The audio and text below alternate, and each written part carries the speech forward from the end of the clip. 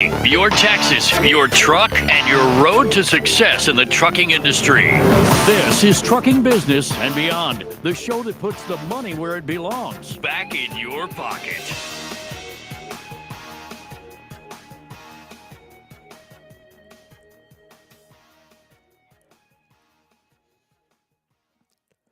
Good morning, you beautiful bunch of fuckers, and welcome to my world. I'm your host, Kevin Rutherford. It is Tuesday, May 21st. It is time for the Power Hour. We've got the team here from Pittsburgh Power. They're all ready. We'll hear from them in just a couple seconds. Then we will get to your calls and questions. Those phone lines are open, so start dialing. If you've got a question about anything related to maintenance at all, give us a call. We'll help you figure it out. You can hit that call now button if you're watching on the app, or you can dial 855-950-3835 if you are watching on the live stream. We're just going to go right to the team. Bruce, good morning.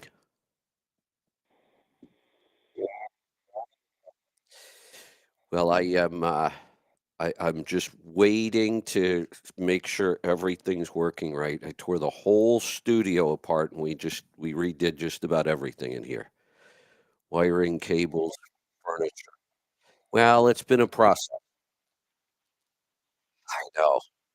I know. It's been a process. This should be the last time. This is done. This is what we've been shooting for, and now as soon as our software is done, we shouldn't have to change anything for that. So I think we're good. I think I can leave my studio alone now. And so far, it's working. It's a good sign.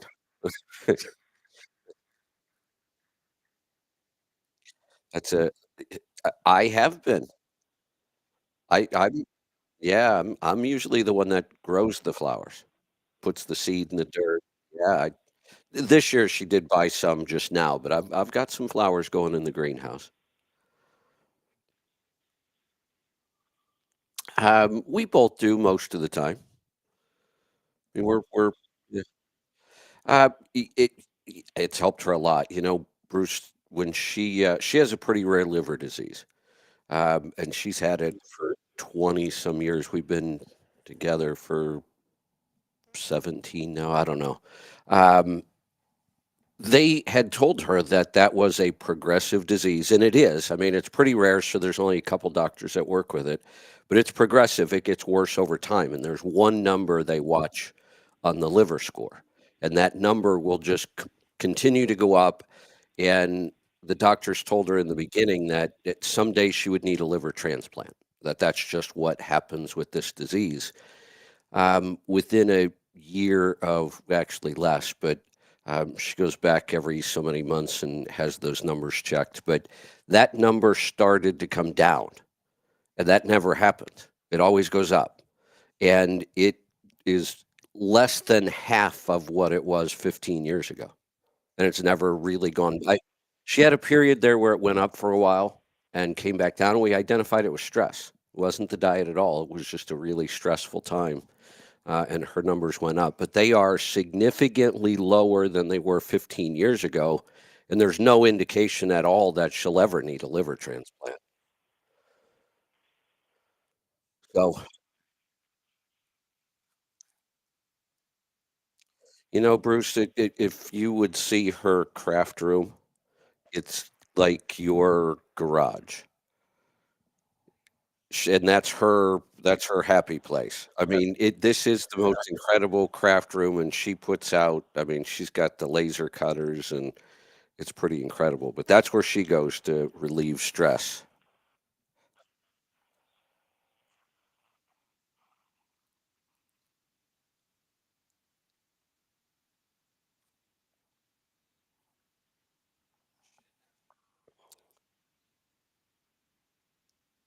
Yes.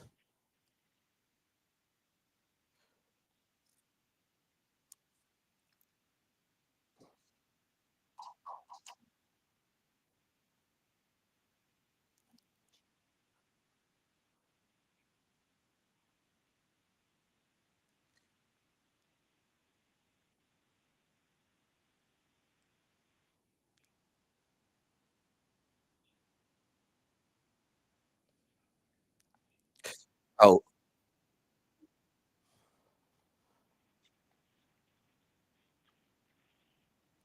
with 18 um, wheel truck promotions in charge of the show, and he would like to come on with Shauna. Do you show them in the queue? hold on, because we had an issue. Okay, I got it fixed. We do not have Shauna yet. Shauna and who else? Tony? Yes. We have Tony. Scott Marone. Oh, Scott Marone. We don't have Scott yet. I have a Tony, and it says Bruce is expecting his call. Yeah, that's Tony Angula, and he's going to talk about his N14. We took out a 10-speed and put in a 13 double over. Took out the 370 gears, put 264s in, and this guy's high on life right now. He's on his first trip. Wow. With it.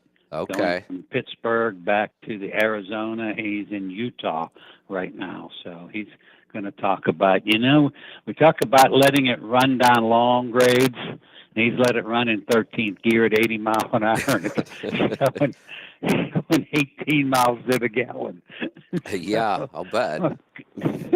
Yeah, because of the speed, and it's taken 1 to 2 pound of boost to do that. And he's got a flatbed. And he's got it loaded with those 275-gallon totes. That's 48,000. That's in the middle of the trailer, so it's not the most aerodynamic load. Ah, okay. Well, we've got him. I see Shauna's in the screening room right now. We don't have Scott yet. Okay. So what do we want to do? And we still have to bring in Eric and Leroy. So we're not in a hurry here. Well, let's do Shauna. Okay. Well, she's being screened. Shouldn't be long. And then we'll she's been screened. You have to screen her to make sure she's legal. We do. We do background checks. We really check out all of our callers. We know more about them than they know. Yeah. Well, it looks like we've got them together. So you want to bring them in now? Sure. All right, let's do that. Shauna, Scott, good morning. Good morning. Well, how are you this morning? Well, it's raining, and it's supposed to get 50-mile-an-hour winds here this afternoon, so we're not looking forward to that. But we are very much looking forward to we're that much closer to Wheel Jam Truck Show on June 6th through the 9th. There you go. Where at? It's in Huron, South Dakota, at our South Dakota State Fairgrounds. We were pleasantly surprised that Bruce and our friends over at Pittsburgh Power, they donated a gallon of max mileage and a gallon of Flashpoint, which we'll be giving away at the S&B Transportation booth. I'll probably do it at the trucker dinner, or one of the dinners. Scott will tell me what to do there. And we're also going to be doing remote tunes for the first time at the show. So, excellent. That's how many exciting. Trucks do you? How many trucks do you normally have at this show? Scott, you can take that. Hey, Bruce, thanks for having me on this morning. We normally get, the last 2 years, we've been right around 180 trucks, give or take. So that's good. Yeah. Our peak 10, 12 years ago, I think one year we had like 206, but all the stars were aligned that year, so. That's right. But we do pretty good at the 180, so yeah, we're hoping for that or better this year. So, do you have any music? Do you have food trucks? Oh yeah, that's the jam part. So Wheel Jam Truck Show. Wheel Jam is the whole big show. Wheel Jam Truck Show is actually that's just the trucks. We're there from Thursday until Sunday. Actually, from about Tuesday to Monday. But the show, runs from the 6th through the 9th. We're there every hour of the show. We've been there every hour of the show since the show started 21 years ago.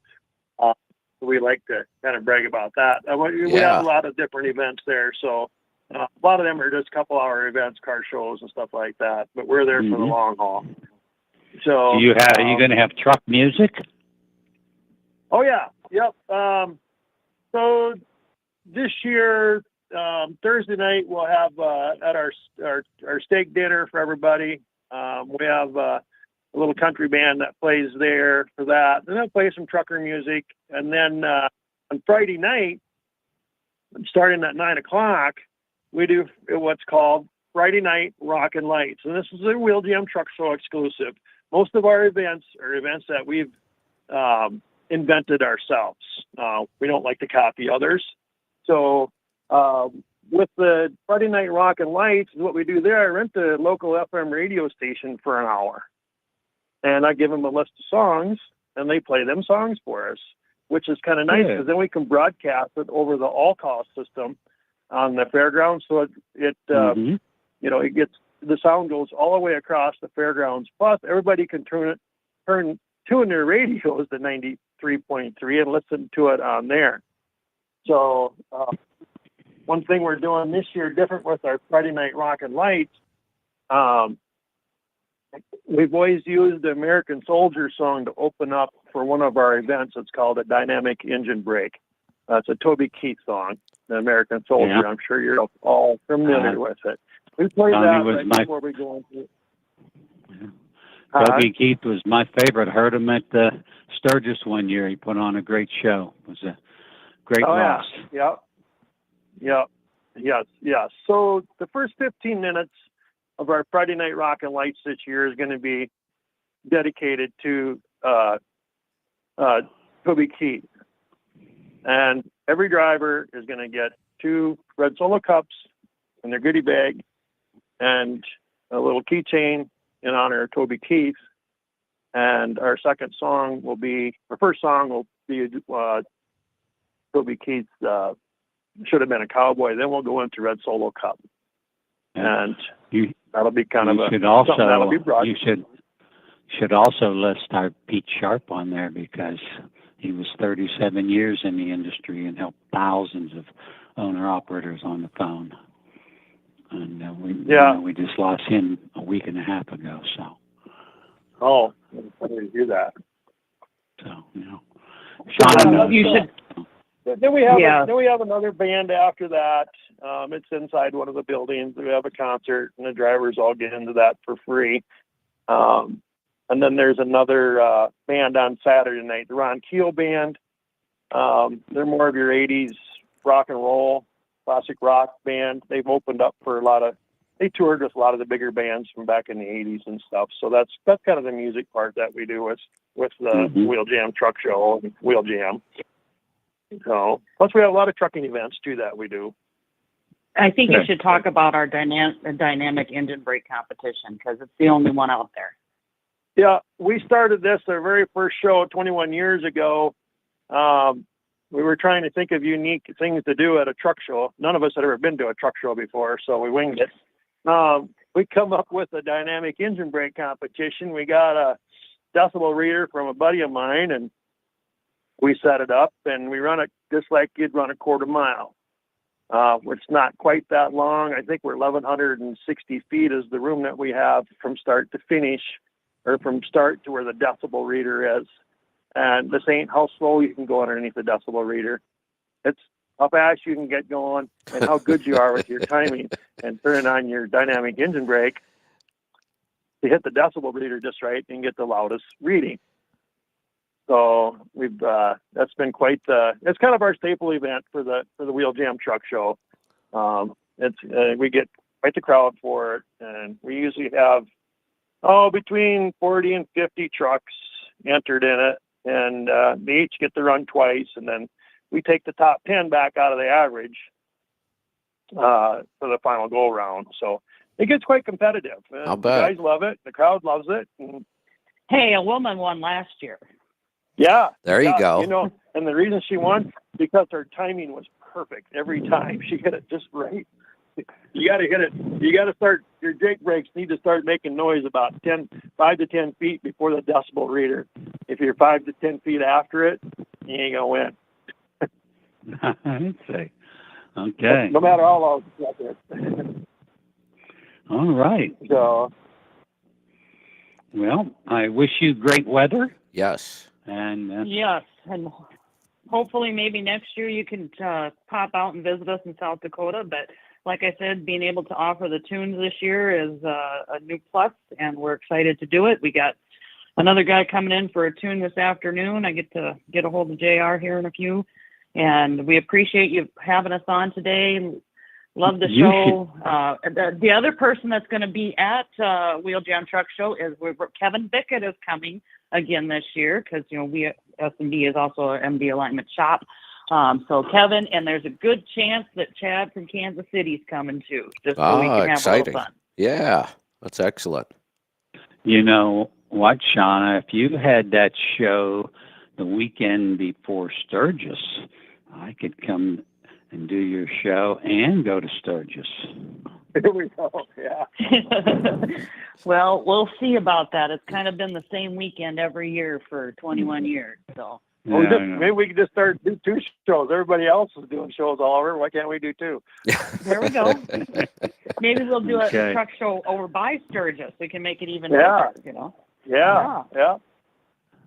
There you go. Well, thank you guys. I know you got a lot of callers. We appreciate you giving us a minute today. Absolutely. Thanks for All joining right. us. Have a great Thanks, time. guys. Appreciate it. All right. Have a great time at the show. All right. Let's hear from Eric and Leroy. Bring Tony in. Yeah, we'll Okay. we got to bring the rest of the team in here. Good morning, guys. Morning, Kevin. Morning. Oh, look at that. Leroy's awake. Even sounds alert. Good morning. All right, Leroy, we'll let you go first today. What's on your mind? Not a whole lot this week. We got some testing that we're doing on an airflow device like Bruce talked about last week. That's pretty involved. That's taking up most of my time. Tune going on this morning. And I guess one quick thing I wanted to touch on. I get this call a lot. It's about the tuning, and people ask and have heard that here at Pittsburgh Power, we just add a bunch of fuel and add a bunch of timing. Oh boy. And we're known for blowing stuff up. Oh, that is so backwards. That's every other tuner out there. That just feels like something generic that anybody that does tuning, they just hear like, they just add fuel and timing. I mean, you have to in some sense, of but course. It's all about like where you put it and how much. So it's just kind of infuriating. So the whether or not you're just doing that is hard to prove or disprove either way. It's just settings in an ECM, but the other one's really easy. I promise you, if you guys are known for blowing things up, you would be known for blowing things up. And the other thing is, Bruce, how long have you guys been a regular on the show? How long have we been doing this segment? It's been a while now. 17 years now. Yeah, we've been doing it a long, long time. And here's the thing, and I think people should know this. We do not screen out callers that have problems. It's not one of those things where you call and say, hey, I got my truck fixed over here and it's broke again. And we put those people through. We never screen out problems. In fact, most of the time, if they're upset about it, we'll move them to the front of the list. So we don't screen out those kind of calls for anybody. None of our partners, not for ourselves. If somebody calls and says, Kevin totally screwed up the other day, and here's what, we take those calls. So I can tell you in 17 years, not once has anybody called here and said, you turned my engine up too hot and you blew it up. Not once. And they would call here, I promise. But they don't call. Yeah, for sure. Yeah, and the other thing is, we add to that. We have taken calls on the air for our partners and that are complaints. We take them. We let everybody hear what's being said. We do it for ourselves. We don't say, oh, we're not going to do that here. You have to call customer service. We take those calls. And we have so few complaints. That's a good sign.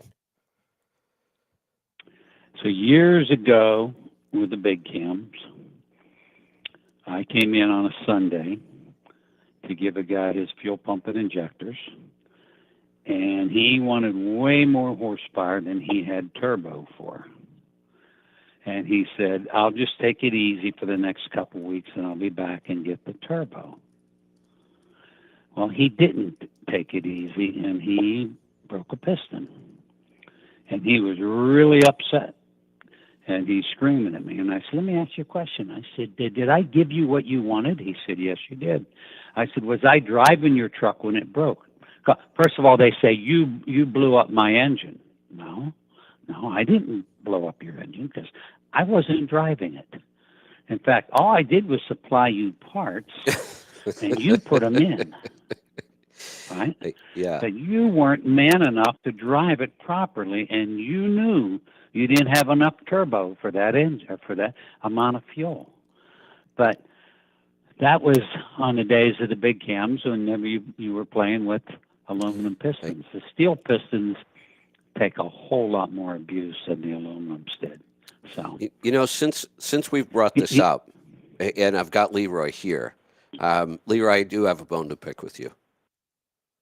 Okay. Since we're just being open and honest and getting the complaints out here, when you tuned my coach, I spent a couple hours on the side of the road 3 different times trying to put my turbo boots back on.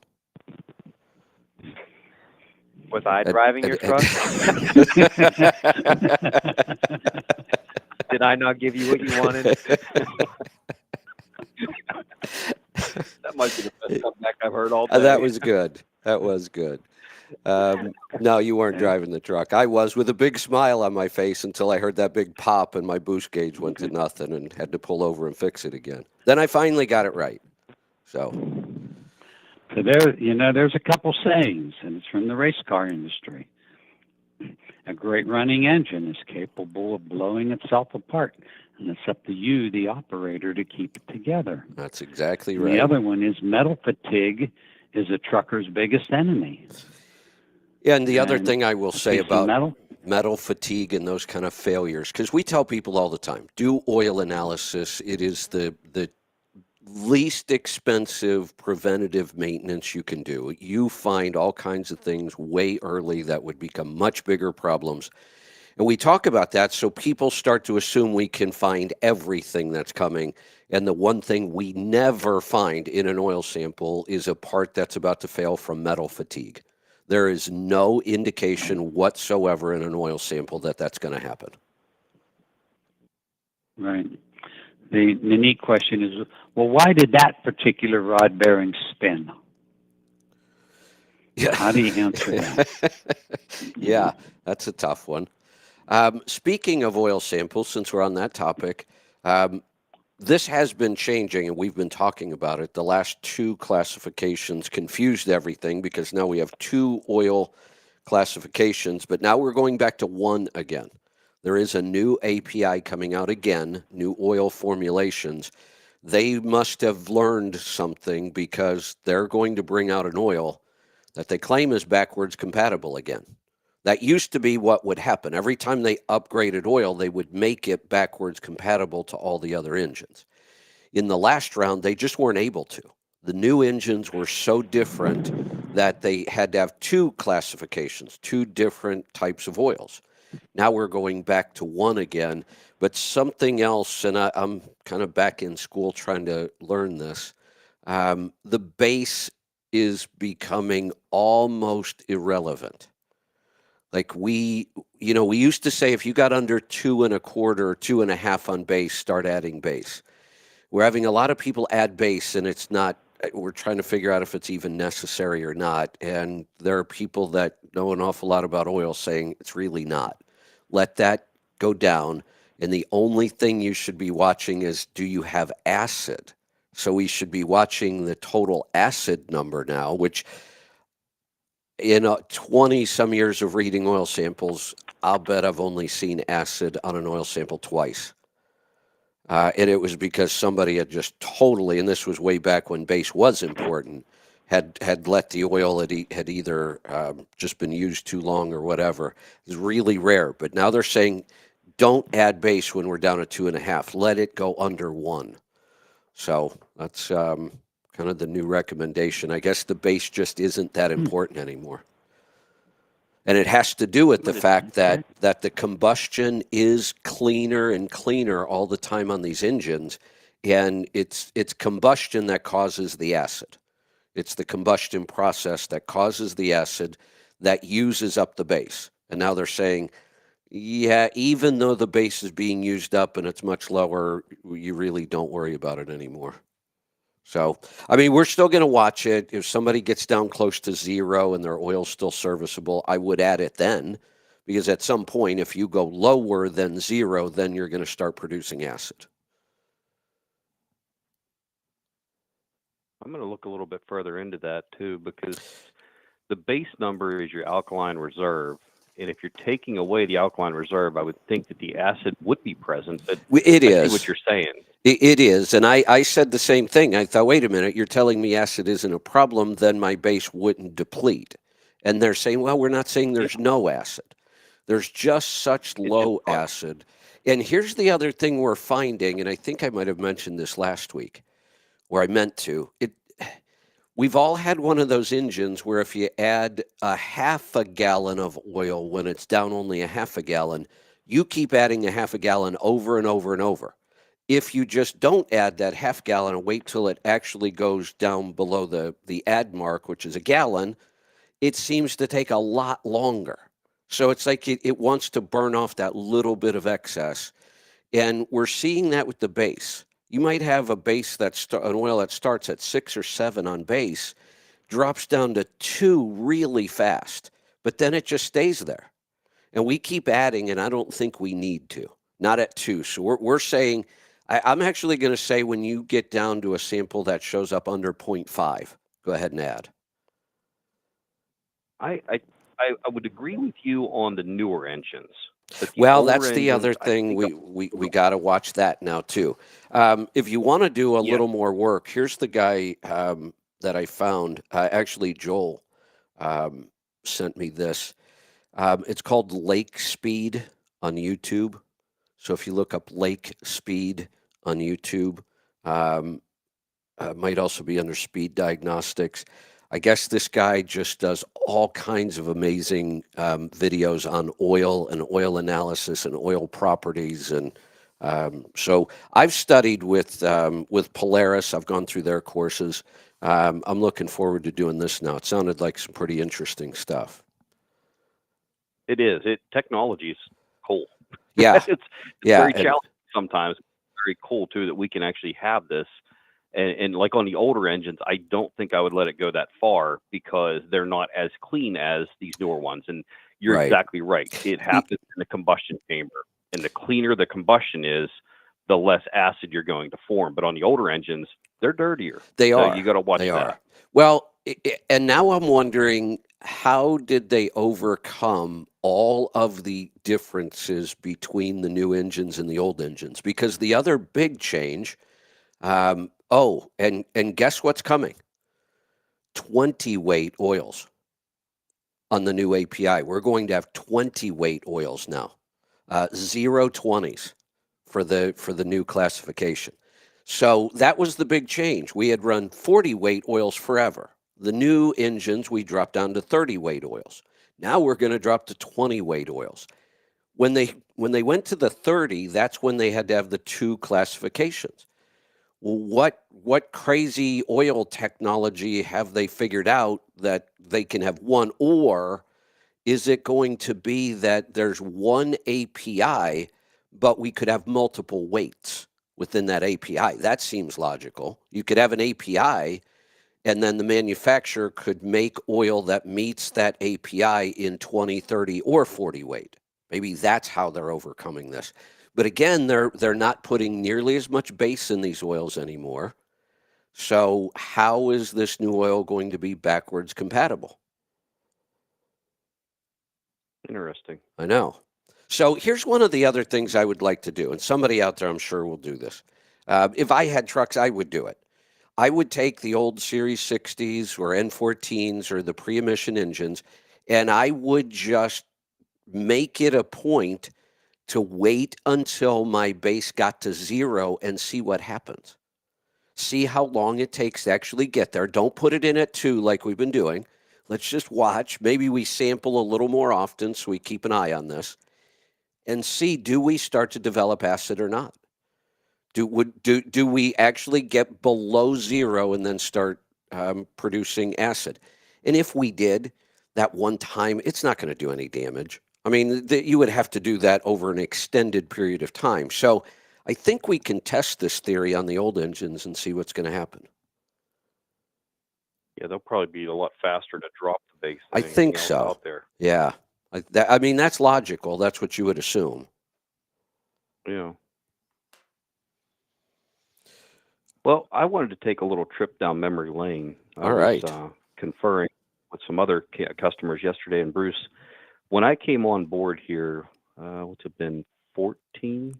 Yeah, 14 years ago next month. There was a white and blue Peterbilt glider we had built for the Louisville Truck Show. It was the first glider we had ever built, and it was actually up for sale.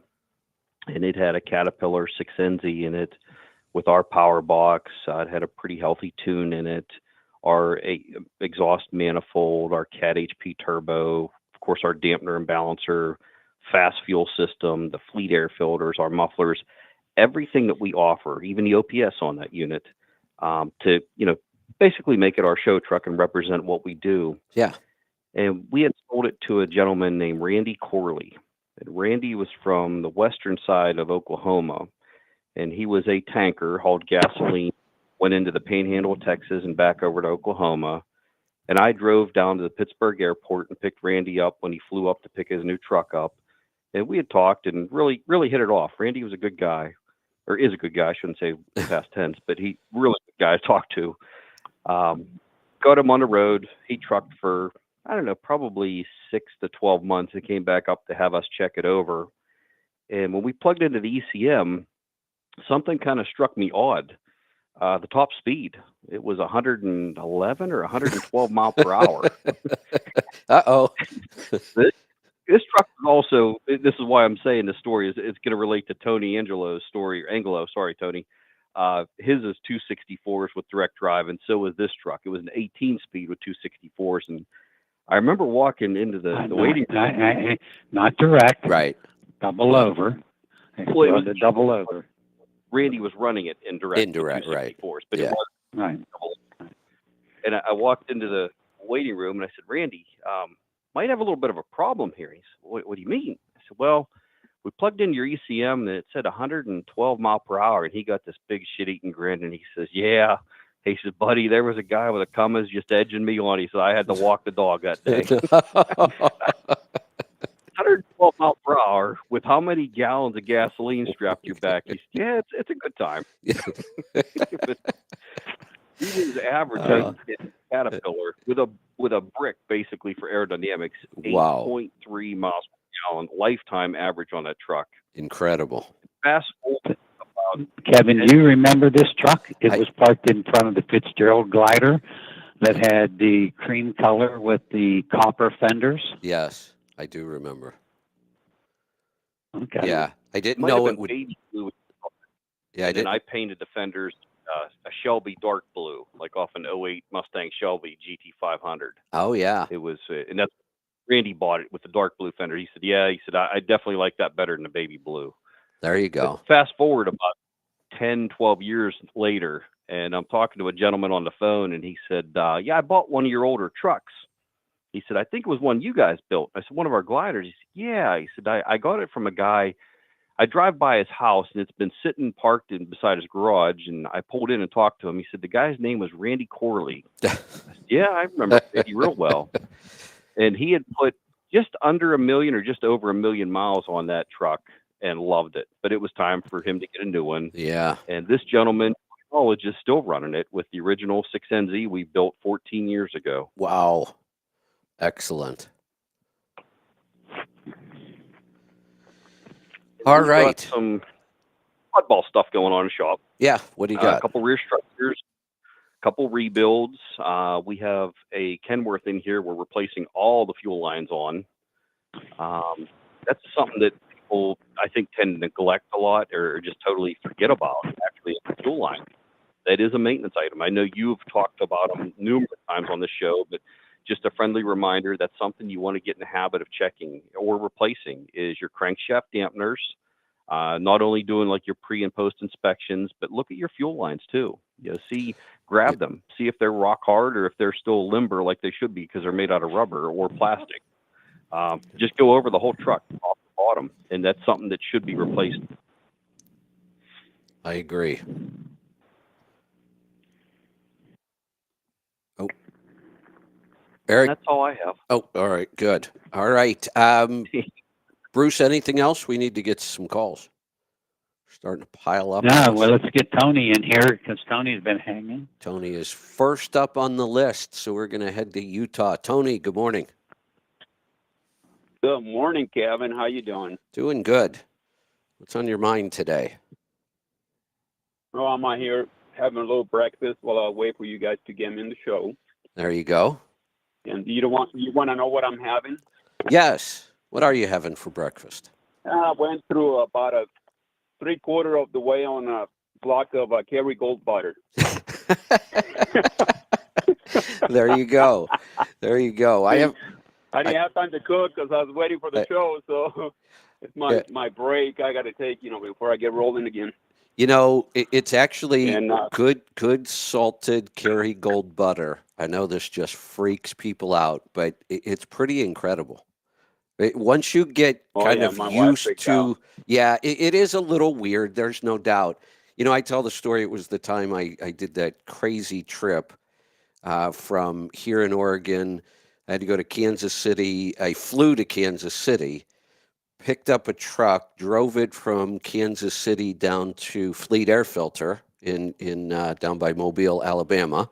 Swapped trucks. I sold that truck to David Counts at Fleet Air Filter, and picked up my other truck that we were putting a new engine into because that was my metal fatigue story. I had a connecting rod crack under no load whatsoever. I was bobtailing and coasting at the time when it cracked, and obviously took out the engine. And then I had like 2 days to get back from Mobile, Alabama to Oregon by myself. And I did some serious driving and very little stopping, and I ate butter most of the way. When I got hungry, I just reach over and grab a stick of butter and take a couple bites and keep on going. Yeah. Yeah. It works. So Tony, tell us, you went from 370 gears and a 10 speed to a 13 speed. Your 10 speed was a double over. Your 13's a double over. But we took out the 370 gears and went to the 264s. And tell them some of your experience because you're still in your first, 3 days of driving this combination. Wow. Yeah, just 3 days of driving, and I'm having too much fun. I mean, I got good fuel efficiency out of the 373s with a 10 speed, but this one, I think it's going to break records.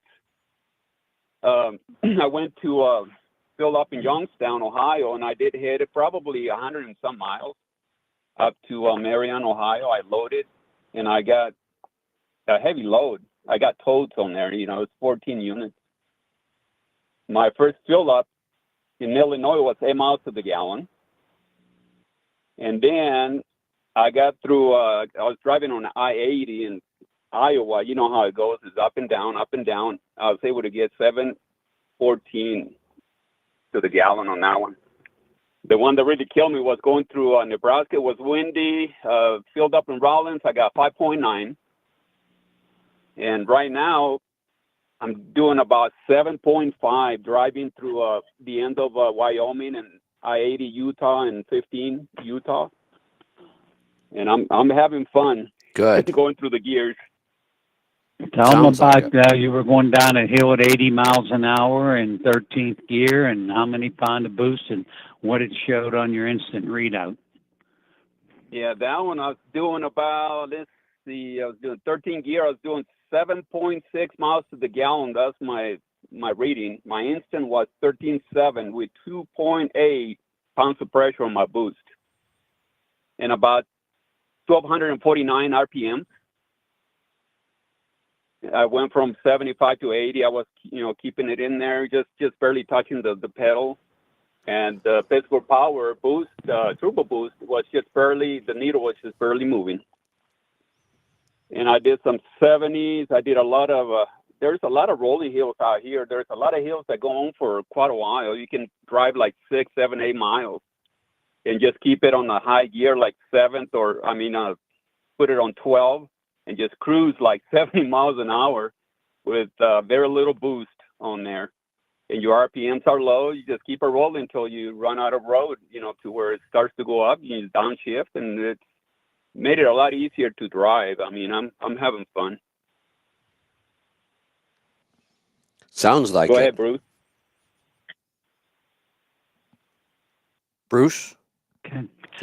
Yeah, Tony, Oh, did there you you say at one point you saw on the instant readout when you were at 80, you saw 18 miles to the gallon going down the long grade?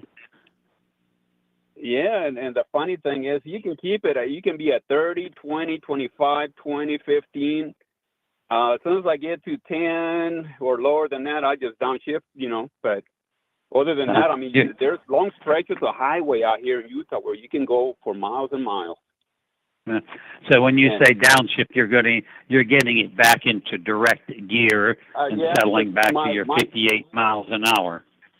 My driving gear is going to be, I'm going to be driving on 11. That's what Eric said. Yeah, that's what I'm at. I'm on 11 most of the time at cruising at 58 miles an hour. Nice. And how many pound of boost on the level is it taking to do that? It's about 2 psi, and then my RPM set at about 1309, 1310, 1315, somewhere in there. And this truck has how many miles on this truck and how many miles on the N14? And we haven't tuned this truck yet, so this thing's all stock. I rode the miles. I'm getting real close to the 1.7 million on this truck. I guess another 50,000 miles, I'll be there.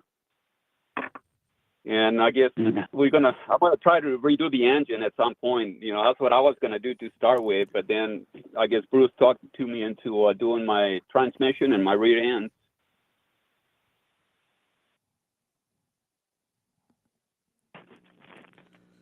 Okay. Go ahead. All right. Well, thanks, Tony. Yes. And by the way, his last name is Angula.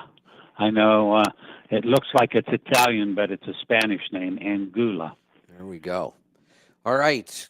Calls are piling up. We're going to start knocking some down. We're going to go to Ohio. Herschel, good morning. Hey, morning, Kevin. What's on your mind today? Is Leroy awake? He is. Well, is Leroy awake? This is the Leroy. He's awake and sharp today. Well, Leroy, I have a father and son.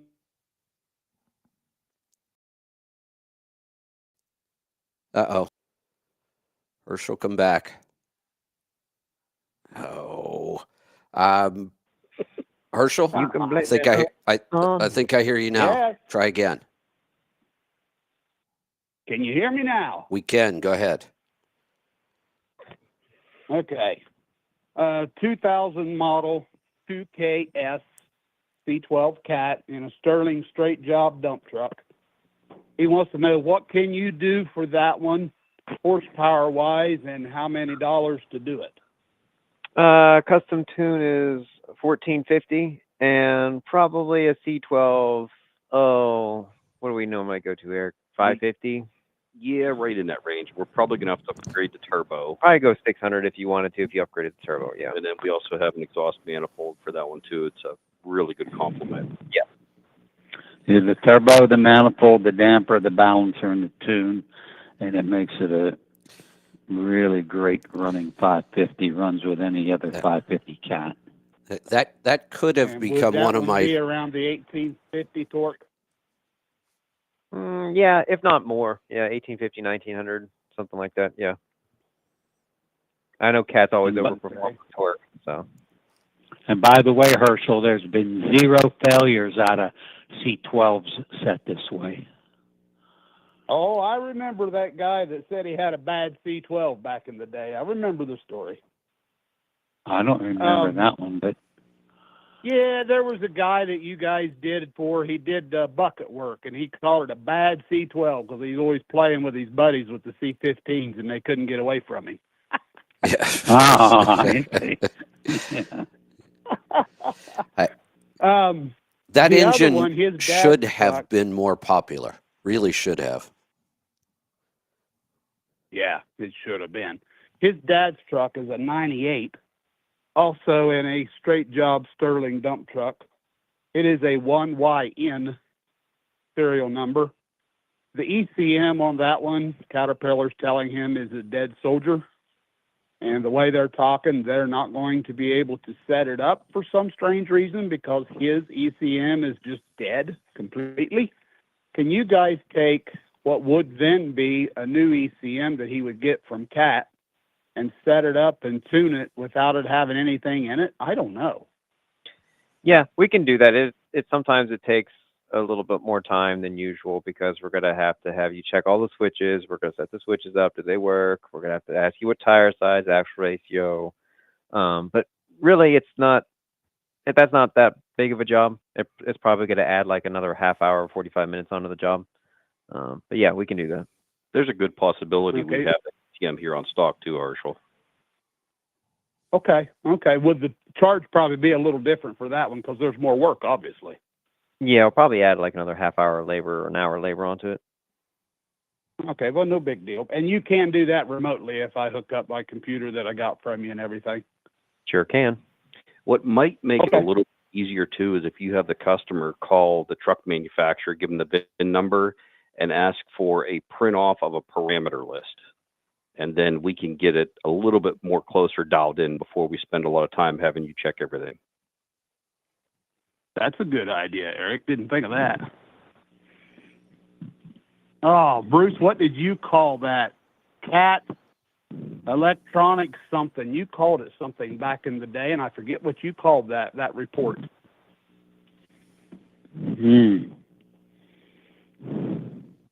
Cat electronic configuration or something. I forget what you called that.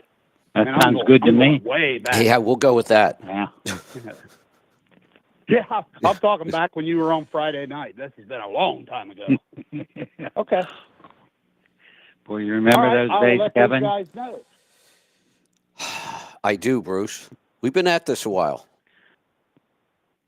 And those Friday night shows, what did we start at midnight, right? Yes. Yeah. Yeah. We started at midnight, and I would try to go to bed early on Friday evening, but I would fall asleep usually between 10:30 and 11. The alarm would go off 11:30, and I thought, there's no way I'm going to be able to do this. And as soon as you get the first phone call, you're just wide awake. But Yeah. then after 1 o'clock, I couldn't get back to sleep. Well, Bruce, that was the time that screwed up my sleep cycle. I have never in my life had trouble sleeping. And when I drove, I mean, driving alone, just driving, commercial driving, you're pretty screwy schedules most of the time. But there was a time at FedEx because we had a morning dispatch and a night dispatch and everything was local. But I was the spare driver. I would keep a spare truck and I would be available to drive when things got busy. And I would end up flipping back and forth from night to morning dispatch, which is really tough. You know, you run night dispatch for 2 or 3 nights and then miss a night. Now they want you to come in the next morning. Then you run the mornings a couple days and then they need somebody back on nights. And I was even flipping back and forth and never had a problem. That midnight radio show just wiped me out because I would go to bed at like 10, maybe 9:30, and then I'd get up at 11:30. So I'd get a 2-hour nap. And then in order to be sharp enough to do my open, because you may not even have calls yet, I would drink coffee. Then I'd get off the air, and we used to do a 1-hour show, and then we used to stay a lot of nights and do a 1-hour recording because we had one night that we would play a recording. So by the time I wrapped everything up, it was 3 a.m. And you're running a business. I mean, for a while I was running 2. I still had the trucks and everything else I was doing. So a lot of times I'd be back up at 8 o'clock the next morning for conference calls or work or whatever. And my sleep has not been right since. I mean, that was what really messed me up. It's why we moved to the West Coast. We almost moved to Hawaii. Yeah. We went over and spent a month in Hawaii because the show then was 6 o'clock in the evening, not midnight. And my weekend show, which was like 4 in the afternoon, was now at like, 10 o'clock in the morning. I mean, it was a great schedule over in Hawaii. Hmm. So what happened to me was my sleep. When I was 19, I became midnight dock foreman at Motor Freight Express. And then in the morning, I went to community college for 4 or 5 hours. Yeah. And then get home in the afternoon, had to do some homework, go to bed, have dinner, late, get up and go to work again. And I was 19 years old, and that's what messed up my sleep. That'll do it. That's for sure. Okay. All right. We good, Herschel? Yeah, I'm good. Thanks, guys. All right. Thanks for the call. Let's go to West Virginia. Sam, it's your turn. Good morning. Good morning. Quick question there. I have an old golf cart, 2-cycle engine, and can't seem to get it tuned in right. It backfires. And I was wondering about the max mileage, or I heard you mention that flash point. Would you think I'd benefit from that? Flash point is not for gasoline. The max mileage can be used in gasoline, and by all means, put it in that golf cart, and chances are it'll straighten it up.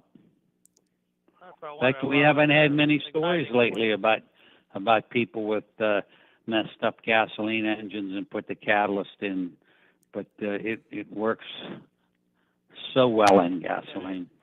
Yeah, it's a 2-cycle, and I thought maybe lower the igniting point of the gas, maybe it would help it. No, it actually increases the igniting point of the gasoline.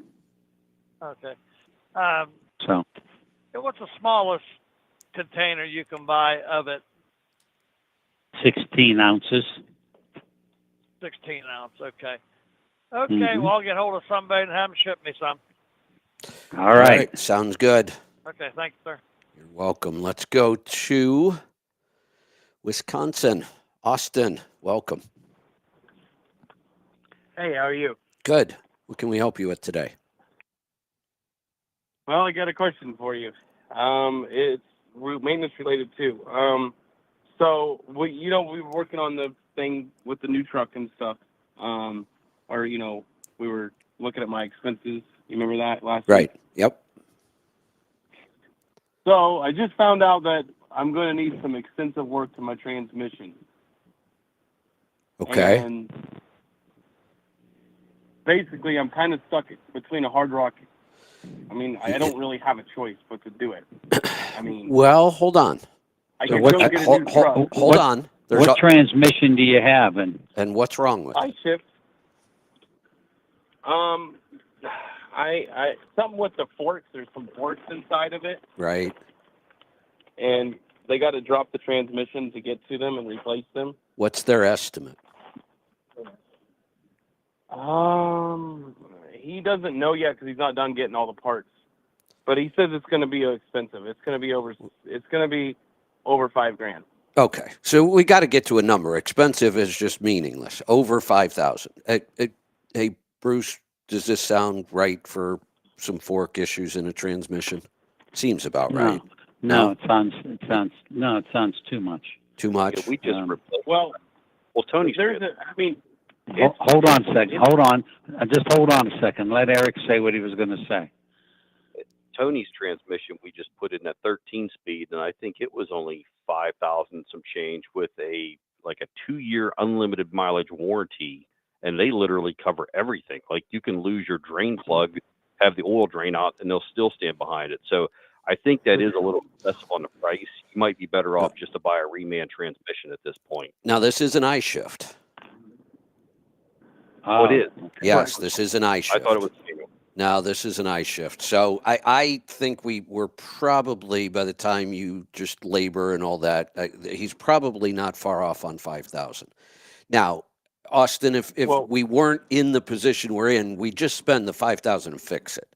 But you're right in the middle of trying to replace this truck because the maintenance cost has been so high. But here's what I don't know what the answer is yet, but what I want you to stop doing is saying, I don't have a choice. You always have choices. And when you tell yourself you don't have a choice, your brain just shuts down and it doesn't think anymore. So don't do that. Don't say I don't have a choice. Because here's a choice. Why don't we go rent a truck until you find a new one? Well, because Landstar doesn't allow that.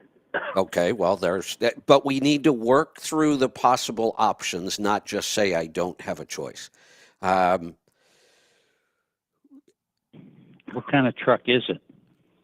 A Volvo, With an eye What shift. year? 18, How many miles total on it? 800,000. The problem, Bruce, is, and that's why normally 800,000. You got a $5,000 repair. You just do it. Wouldn't be a big deal. It sucks, but you just do it. The problem is this truck has been running a maintenance cost of over 60 cents a mile.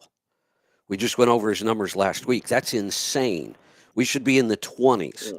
His maintenance cost on an 800,000 mile truck is 3 times higher than it should be. And the thought was, well, we've already fixed everything. What else could go wrong? And I said, no, you can't think that way. This has been too high. You got to replace this. The fuel mileage isn't that great on this one. Maintenance cost is out of control. So he's in the market. Austin, here's another way of looking at this. If you spend the $5,000 and then trade this truck in, that $5,000 is almost lost. How long do you think, if you said, I am going to just let this truck sit and I'm going to find a new truck and then I'm just going to trade this thing in, and what if it took 2 weeks? Do you think you could get it done in 2 weeks? Yeah, I mean, I know. So- I know in 2 weeks. Yeah, but the problem is. Well, hold on. Well, go ahead. What's the problem? I have a load I'm supposed to do next week, and it's and I like the guy. Hold on. I don't wanna leave him in a hard. That's next week. And I get it. You build relationships, you give people your word, you say you're going to do something. But in business, if we don't stick somebody with a huge problem and we handle it properly, that shouldn't be a big deal. Everybody knows trucks break, things happen. If you call him now, he's got a week. He'll cover that load. There's trucks everywhere. So just call him and say, hey, look, I feel bad about this, but this makes sense for my business. I have to do it this way. You could lose, so let's say instead of losing $5,000, you lose $5,000 or $6,000 in net revenue. You probably have 3 weeks before you would lose that much. So, and you're not going to be running this truck while they're replacing the transmission anyway or working on it. So you're going to have downtime anyway. You would probably lose a week. You said Thursday. Well, okay. I'm telling you what I would do. You can decide. I would not put $5,000 into this truck. I would just focus on replacing this thing now. Yeah, I mean, that sounds like. And what if it's not done on Thursday? We know that happens all the time. If it's just a little late, now you're Friday. Yeah. Friday's a lousy time to try to go back on the road again. So the way I see it, this is kind of fate. You're already replacing this truck because of high maintenance cost. We're in the middle of it, and now we have another breakdown like this. Right. I mean, it's still driving down the road, but it literally could go out at any time. Austin. Yeah. Make up your mind one way or the other. Don't do the flip-flopping thing that you're kind of doing right now. If you knew that all you were going to do was just pay to get this thing fixed and move on, you wouldn't have called me. In the back of your mind, you're wondering if this is the right thing to do. And I don't know if it's the right thing or not. Sometimes we just don't know. Sometimes in business, we just have to make our best attempt at doing the right thing. And I'm just telling you what I would do based on what I'm hearing. This truck has been a problem. The maintenance cost is way higher than it should be, 3 times higher than it should be. And it's been that way for a while now. And here we have another expensive breakdown. It's time to cut and run. Right. How do they know the forks are bad? Well, it's Did somebody- Patrick, so I trust Patrick. I trust what he says. So whatever he's telling me, I trust him. Yeah, this is a good shop. Did he pull the top off the transmission and pull the forks out? Not yet. No, that's what he wants. He needs to drop the transmission to find out exactly what's wrong. But he has a pretty good idea what's wrong. And he also said to replace the clutch while you're in there. So, because if I haven't replaced it yet, you might as Well, do it while you have it all that's another good point. Sure. So now we're not at 5,000. We're probably at what, 7 to 8 now. What does a clutch cost Yeah. on one of these No, things these days? I think he could do that for 5. Pull the tranny, put new forks, a clutch in it, and put it back in. Bruce, remember this is not a manual. I don't know what a clutch costs on one of these, but I bet it's not cheap. No, they're like $2,200. I thought They're 2 to not cheap. 3,000. No, Yeah, I figured 2 to 3,000 additional for that clutch. So figure 7,500 now. Wow. Yeah. Mm-hmm. Sometimes you gotta love a manual transmission. Well, there's no doubt, Bruce. But we've also talked about how these newer modern trucks hold up so much better on all the other stuff that we used to replace. We don't anymore. But when you have a major repair, it can be really expensive. Or I would call this truck a lemon. There's no way this truck should have the kind of maintenance cost it has. And when you get a lemon today, they can be really expensive because everything costs so much Austin, are these you days. mechanically inclined? I mean, I know some things. I don't know how to rebuild a transmission or an engine, but I mean, I No, can of course. replace like lots of. Do you do your own oil changes, grease jobs, repair I things don't like have a if you need to? I would, but I don't have a place to do it. But Okay. I mean, I've done my starter and like other odd things. Okay. Well, you got a big decision to make.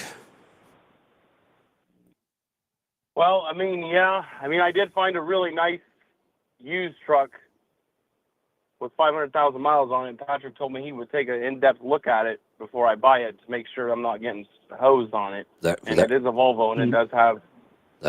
There you it's go. 50 grand for something that's 500,000 miles, 2019. I mean. Sounds like fate to me. Yeah, but then, you know, the biggest question is what they won't take this truck on a trade-in because I've already been at the dealer. So, I mean, it's almost like I just keep it and I get rid of it. I just sell it to somebody and tell them about the known problems, and then maybe they buy it for 10,000 or 15, and they keep on going. I don't know. Well, here, I don't know. This is a tough one. What to do with the old truck? Let a dealer take it to an auction would be fine with me, but I wouldn't sell it to an individual without disclosing this.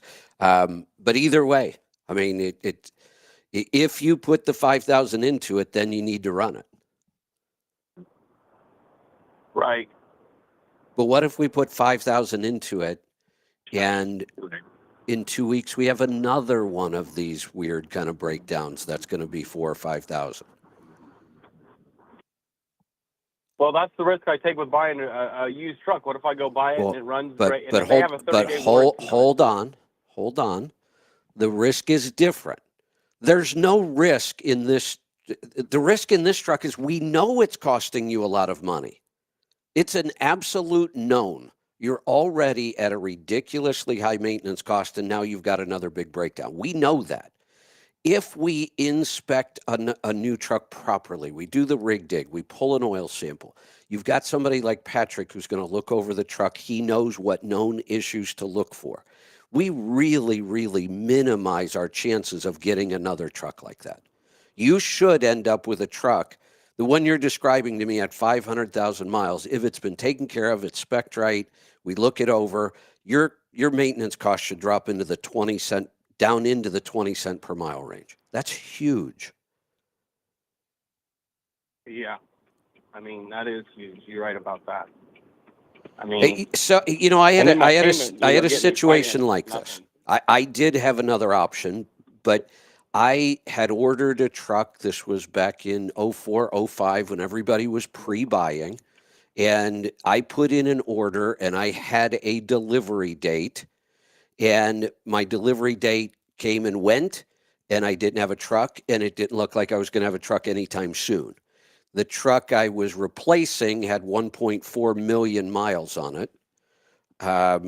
And it was time to start doing some things to it. The entire air conditioning system went out. So it's Florida. I've got to replace the air conditioner. That was going to be fairly expensive. And then something else on the engine. I can't remember what it was. And I decided I'm not going to put any more money into this truck. And I went and rented a truck. And now it got worse. I ended up renting a truck for 5 months before mine finally came in. And then I had the wrong engine and transmission. But sometimes you just have to do that. There was no way I was going to put all that money into a truck that I know I'm getting rid of. I mean, that is a good thought. I didn't think about it like that. That's the way you got to think about this one. Yeah.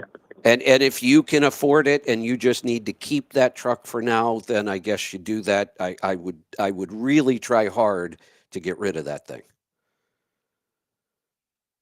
Yeah, I mean, I want to. I mean, he said I could, if I go buy the new truck, I could even just leave it on his lot for like $100 or $150 a month, and then just find out what I want to do with it and sell it. There, At least I don't have to get it anywhere else. Exactly. There you go. Why don't you go find a truck dealer that has a beautiful Kenworth, and buy the Kenworth, and Bruce, you're killing me get rid here. of that Volvo. You're killing me here. I would love that. Yeah, I would love that, but I gotta. All right, well, that's all I had. I just wanted to call and see what you thought. All right. But it sounds like I got to go down a different path. I think than so. I thought originally. Yep, I think so. Okay. Well, All thank right. you for your time. You're welcome. All right, let's go to Montana. Steve, welcome to the program. Hey, buddy. What's on your mind today? Got me? I do. Well, the transmission guy, I got a D12 or D12 Detroit transmission a couple years ago. I had a deal where it would kick in and out of gear like in stop and go traffic or mountain passes, and couldn't find a gear. And I finally, after 2 dealers, they decided the second one decided he could fix it. It was a sticking splitter, and so we fixed that, and a clutch and the clutch actuator, which was $2,500. It was $8,000 bill anyway. That I'm thinking this one's going to come out at $7,500 or so. I don't think there's any way you're going to get away for less than that with a clutch.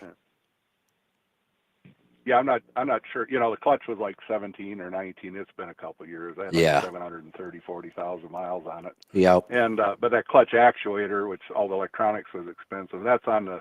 This is the only automated manual I've ever had. But I was wondering if there's any such thing as too few parked regens on a DD15.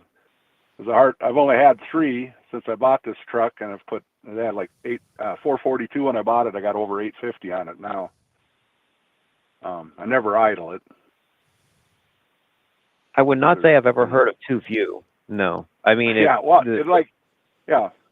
tell you, all 3 times it was January of 2020, 2021, and 2022 in Bismarck when it was 20 below and I left it run. That's the only time it's ever done a parked one. I mean, it's had forced ones at dealers and all that, but I don't know. Does it matter? Does it need it? Or if it doesn't do it, it doesn't need it? Is that the deal? Are you running the max mileage catalyst? Yes, I am. Okay. Since I bought the truck. I'd say it doesn't need it because it's clean inside. Yeah. I have had to replace the filters twice. They've cracked. I still got the one box, and I put knock sensors in. I did the diesel force at your buddy Nick Carter's there. at about Good. 550, I think I had on it. And Mm-hmm. and the only other thing is it's due for a overhead again, a valve adjustment. And the last 2 times I've been in, they've said I'm running out of adjustment, getting too many threads. And I'm not sure how it works on these engines, but like the valves are wearing into the heads. Is that a thing? And someday I might have to replace a head. Is that? But this is the first time I've heard of this on the newer engines. I mean, we would see it on older engines when camshafts are failed. Maybe you've got a camshaft failure. Well, they say that I'm just running out of adjustment because of the valves were wearing into the head. And 850-some thousand on this. Okay. Yeah. Is that first time I've heard that too on a modern engine? If you get another 200 or 150 out of it, and if you're going to put a head on it, you might as well put 6-cylinder kits in it instead of rod and main bearings too. Yeah, that's true. About 10,000 for a head. I don't know. It's kind of my last truck. I'm 67, and I'm thinking, anyways, unless I find an old pre-emission yet, I might buy. I already take the winters off, so you talk about old trucks, and I learned on a 4x4, 75 when I graduated. Is that right? There you go. My first truck, Bruce, was a 73 Western Star with a 1674 Cat. Wow. You ever worked God, those parts were expensive on those engines, yeah. Oh, I did 3 overhauls in 1 year, counterbores, at about $500,000 and one on warranty, and then I guess I did crack a head because I lost a fan and run, through the radiator, and did another overhaul, and that one lasted 2 years, and then I took it to a regular Ziegler Cat there in Bloomington, Minnesota, and they did a good overhaul. Took it out of the frame and did it, but that was my first truck and trailers. I think I even pulled a 38-footer when I started driving. Drove a 59 Freightliner. Was only 2 years younger than me, but that Star, I got a 42-footer, so you could put 20 pallets in them, but then you're always scraping the reefer doors against the back of this homemade built from scratch sleeper. There you go. So I don't know. I don't know. I guess I should get it in for another overhead. It's almost 150,000. I see I got on it. Yeah. Yep. That sounds about keep right. on top of the overhead. If you keep on top of the overhead settings, you may get another 100,000 out of the engine. Well, I'm hoping to get 200 because I want to run it a few more years, but 8 months a year that I truck now. But yeah. I was only. Are you looking for a nice truck that's? I know where there's a nice Pete with a cat in it. Oh, a big hood. Yeah, it's in Denver, Colorado. With a long beautiful retirement truck for you. Yeah, no hoods for me. I had enough of them. I always say I'd quit before I'd drive a big old clumsy long hooded truck again. I like aerodynamics. I like fuel mileage, but yeah. There you go. I would like an old Volvo. I bought a new Volvo in 02 with the ISX Cummins. It's supposed to be bad, but I put $1,050,000 on it. I think with a turbo, which I just put on in a manifold, back then a Bully Dog manifold, and an electric fuel pump. Then I put a reman in it because I was getting oil and water and water and oil. And I put $900,000. Well, I put $200 on it, and it was taking oil. And Mexicans put it together. It says misassembled. I assume the rings weren't installed properly. At their degrees of whatever they call that. And they put cylinder kits in it, and I had $1,950,000 when I sold it, and I bought this Freightliner. But I still wish I'd have kept it and maybe did the in-frame and kept on driving it. But we talk about engine architecture all the time, and the fact that the X15 has some challenges because of its architecture. Yeah. Those challenges weren't nearly as bad prior to emissions. So that 02. No, that was. So they run up at higher RPM. The architecture, the peak horsepower and torque comes at a higher RPM. Without emissions, that's fine to run up there. It doesn't really cause any issues. Oh yeah. It's when you try running those engines up at those numbers because of the emissions, you're not holding enough heat because of the higher RPM. So really, if we could go back to pre-emission, then this engine architecture is still important, but not nearly as important. You could just run those trucks where they wanted to run. Now you try to run them where they want to run, and you can develop some without the catalyst, Bruce. Yeah, we're running 11, 12, and 1300 on the new X15s. Well, right, but that's still significantly higher than true downsped engines at 900. Yeah. I got the 246 gears in here, and I wish I had a little taller gears because I like to run 65, and I'm about 1375 for RPM. And the guy I bought this truck from, and my good buddy that hooked me up with them, they both got newer Freightliners with like the 226s, I think. Right. And they do a lot better, and they run a lot slower RPM. But yeah. But that ISX was a good engine in that truck, and I wish now and it's a shame. I work for this outfit. We call it. Yeah.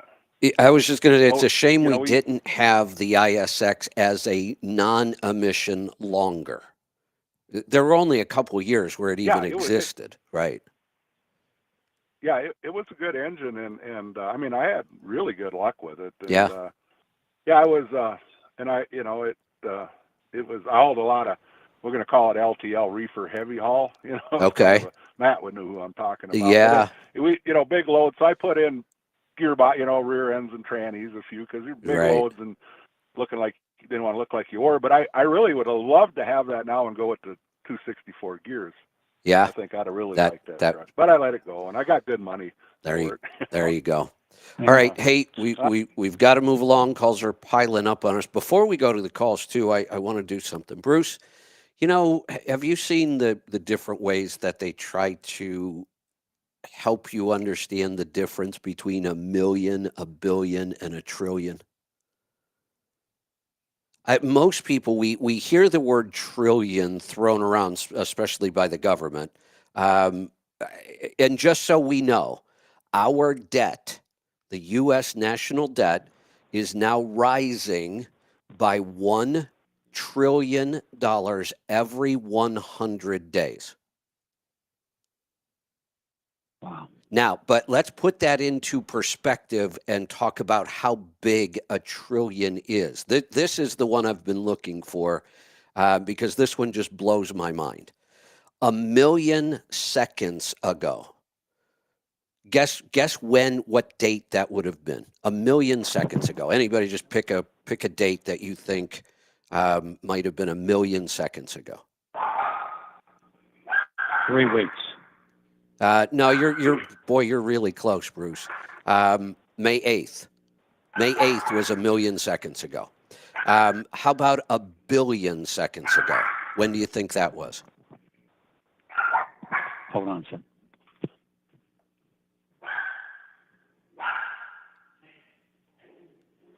Anybody? Eric? Leroy? I'm going to say 2 months ago. Okay. Leroy? I have no idea. Take a guess. Play along here. 8 months ago. Okay. 8 months. 1993. Holy crap. Yeah. That's the difference between 1 million and 1 billion. 1 million seconds ago was just days. 1 billion seconds ago was 1993. Now, when do you think 1 trillion seconds ago was? I'm going to say World War II. I'm saying like 1200, 1250. Okay. Renaissance. Bruce, are you back yet? Yeah. So, did you hear how long 1 billion seconds ago was? Yeah. Okay. I did. It was shocking. What's your guess on 1 trillion seconds ago? 1993. A trillion has to be.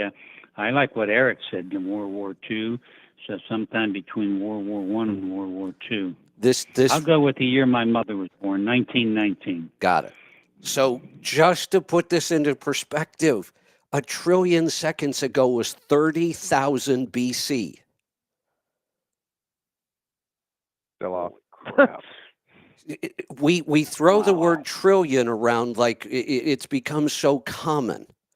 1 million is a big number. That was days ago, basically.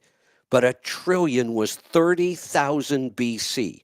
Now we are adding $1 trillion of debt every 100 days.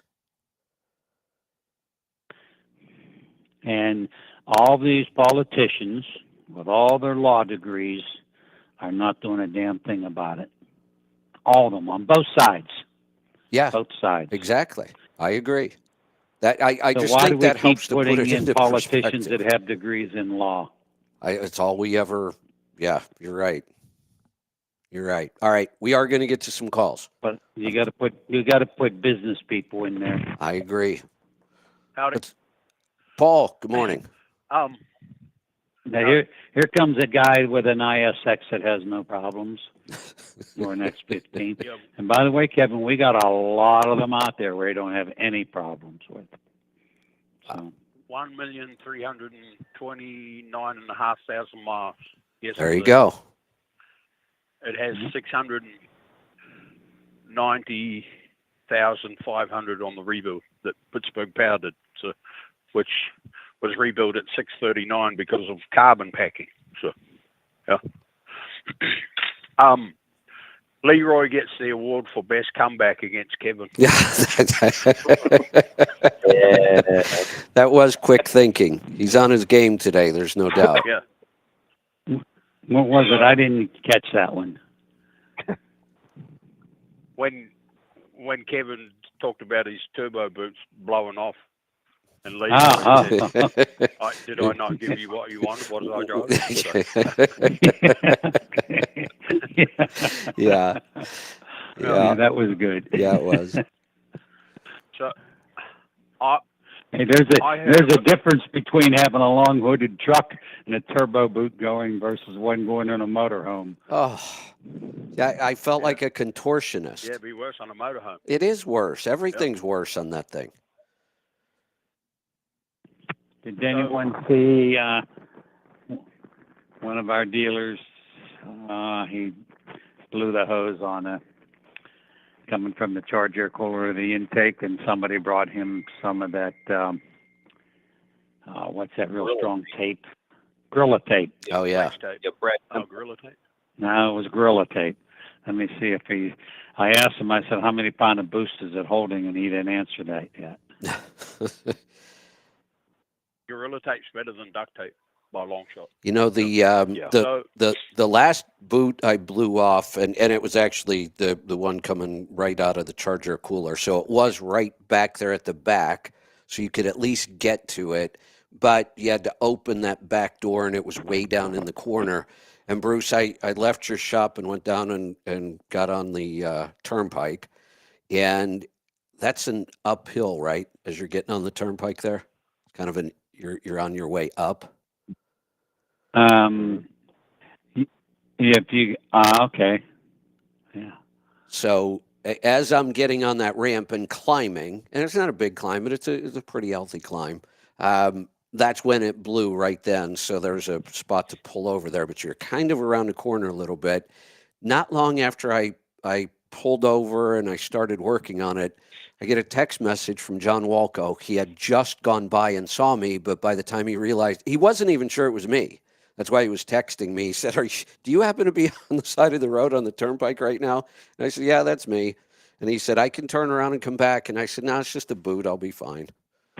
That was the last one. I finally got that one on right and MacGyvered a bunch of brackets to hold it in place and made it home, and then I fixed it right. So on the weekend, one of the New Zealand Facebook groups, they always have a theme for the day. Well, the theme was Caterpillar. So there's plenty of Caterpillar lovers over there, and C12 is very common over there, running around at 100,000 plus pounds. Easy, right? No problem. Yeah. That should have been a more popular engine, really. So one guy puts on there, love my cat, 7CZ, 2WS, 5EK, 6NZ, 9NZ. It's like, what the hell's a 9NZ? I've never heard of it. Have you ever heard of a 9NZ? No. They only went to New Zealand and Australia, apparently. basically it's a 6NZ, but they ran out of serial numbers, so they just put 9NZ because New Zealand didn't go to emissions like when they did over here. You could still get a okay. C16. You could still get a C16 from the factory in 05 and 06. So in New Zealand they have 9NZ, which is a 6NZ basically with a, well, that's what I found on the internet anyway. 6NZ with a different prefix in front of it, but you can learn something every day. That's right. Yeah. Or you Even on should. Facebook. Yeah. That's right. Yeah. Try it. Yeah. Yeah. So There you go. So what else you that's got? all I got. All right. Good stuff. Let's go to Michigan. Hey, Zeus, welcome. Hey, Kevin, how are you guys doing? Good. What's on your mind today? After you talk about the trillions now, I'm scared. Isn't that crazy? I can't even get my head around Oh, my that. gosh. I know. I can't believe it. I've seen all kinds of examples of that, trying to get that across to people. That's the one that always shocks me, and I look at that and think, is that really correct? Maybe. Wow, it's unbelievable. Yeah.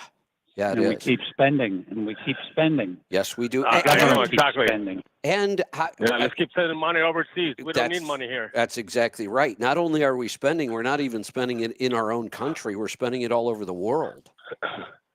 Exactly. It makes no sense. I agree. But that's the government. That's the government. Government makes no sense. That's why they do that stuff anyway. Yep. Reason why my call is, I heard you guys talking about, fuel economy. If you shift it right, I got no trucking background whatsoever. Nobody in my family ever was a truck driver or is a truck driver. So I just jumped into this a couple of years ago. And when I went to school, to driving school, to trucking school, I learned on a 10-speed Eaton transmission manual. So, and I took the manual part of it because they said if you take the test on automatic, you can only drive automatic. If you do it in manual, you can do either or, obviously. So I thought, well, I know how to shift a car, so I'm good to go.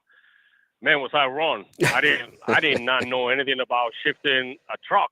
Right. Never seen anybody shifting a truck. Do you know the difference? I mean, it's a huge. It's not. Yeah. I mean, it's like day to night difference. Yeah. One's a synchronized transmission and one is non-synchronized.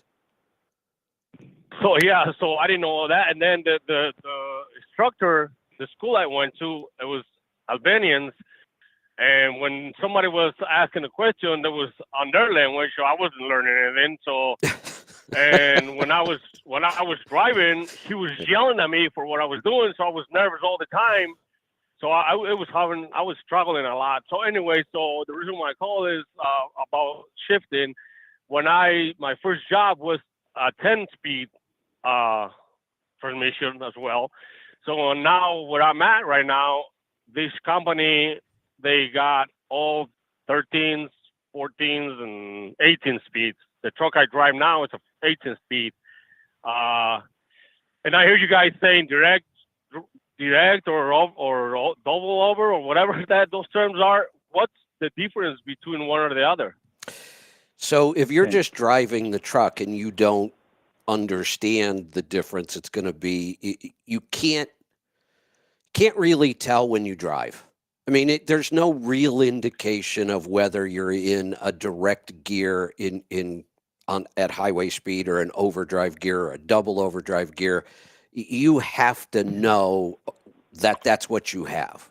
I mean, there's no way to know the difference unless you know the numbers. So that's the first thing. It's not that big of a deal. You wouldn't know. Many people today, if we were to ask them, is your final gear direct, single over, or double over? They wouldn't know. A lot of people just don't. That issue isn't that big. Oh. It's just not that big of a deal unless you're speccing the truck and buying it. then that's when you need to know that stuff, and we need to get it right. Okay, because the easiest way to tell is if you know the rear gear ratio. Right. If you got a 228, a 247, a 253, a 264, then you know chances are you have a direct drive. Not anymore, But if you Bruce. have a 308, we got to be careful. No, really, the modern trucks now, we are running those 220s with overdrives. This is how we're getting to the point where we can run a truck at highway speeds in 3 different gears. An underdrive gear, because we have high enough rear end ratios, we can actually run 55 in an underdrive gear. We can run 65 to 70 in the first overdrive or direct. Then we can run 70 plus in that single overdrive. So we are now speccing a lot of those really high gear ratios with a single overdrive. Okay. So another question: driving this truck, it's a W900. What year is it? What year is it? 15, 20. I think it's 21. I'm not sure, but I believe it's either 20 or 21. Okay. And so I didn't know, because obviously when I went to school, they don't teach you anything. All they want is your money, and then give you as long as you pass the test, you're good to go. So when I started driving here, I didn't know how to shift at 12 speed. I mean, I only knew 10 speeds, because all it is the 5 and low and the 5 and high. That's it. So, and when I jump on this truck, I was like, what is this other button for? So nobody explained me anything. They were like, oh, it's the same thing as a 10. I'm like, okay. So I was afraid to even move the buttons, because I'm like, I don't want to screw up the transmission. So I pretty much drive this truck like it was a 10 speed or whatever. Yeah, 1, 2, 3. You're just not splitting gears, is what you're doing. When you're in 18th gear, your shifter's back. Where's the button? Forward on the 18 gear. The button on the side you're talking about? Yeah, the button on the side, is it forward or backwards? It's got to be forward to be on 18. Okay, the button's forward. Okay, but where's the shifter? Is the shifter against the dash, or is it back towards the sleeper? Back towards the sleeper. Right. All right, so that's 18th gear. So now, just take and back off the throttle and pull that button back, and then ease into the throttle again. You'll see you're going to gain about 250 RPM. You just split the gear. Are you driving right now? Yeah, I'm driving right now. All right. Wait, hold on. What's your RPM and speed? What is your RPM and speed? I'm doing 60, and it's on 1600. 1600. 1600 is 60. But I'm on 17. Right. Speed. I'm not on 18 gear. Well, so why are you that high? I'm sorry. Why are you running that engine so high RPM? Because I don't know. I heard you guys talk to also that if you run this kind of engines on low, I mean, I heard you guys. So hold in order on. to get more fuel economy. Hold on. We got to clarify here. This is why I try to get really, really specific about this. Yes, we do say you've got to run lower RPM or higher RPM on this engine or that engine. We should stop saying lower and higher.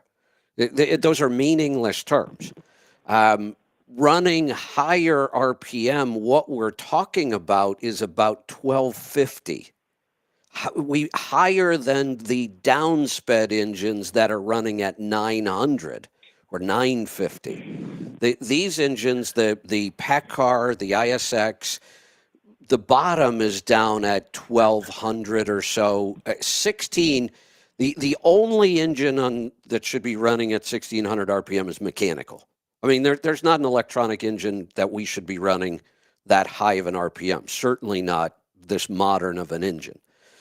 We should be trying, and I'm not even sure you can. What's the gear ratio on this thing? I don't know. I will not know that. I don't know. All right. So hold on.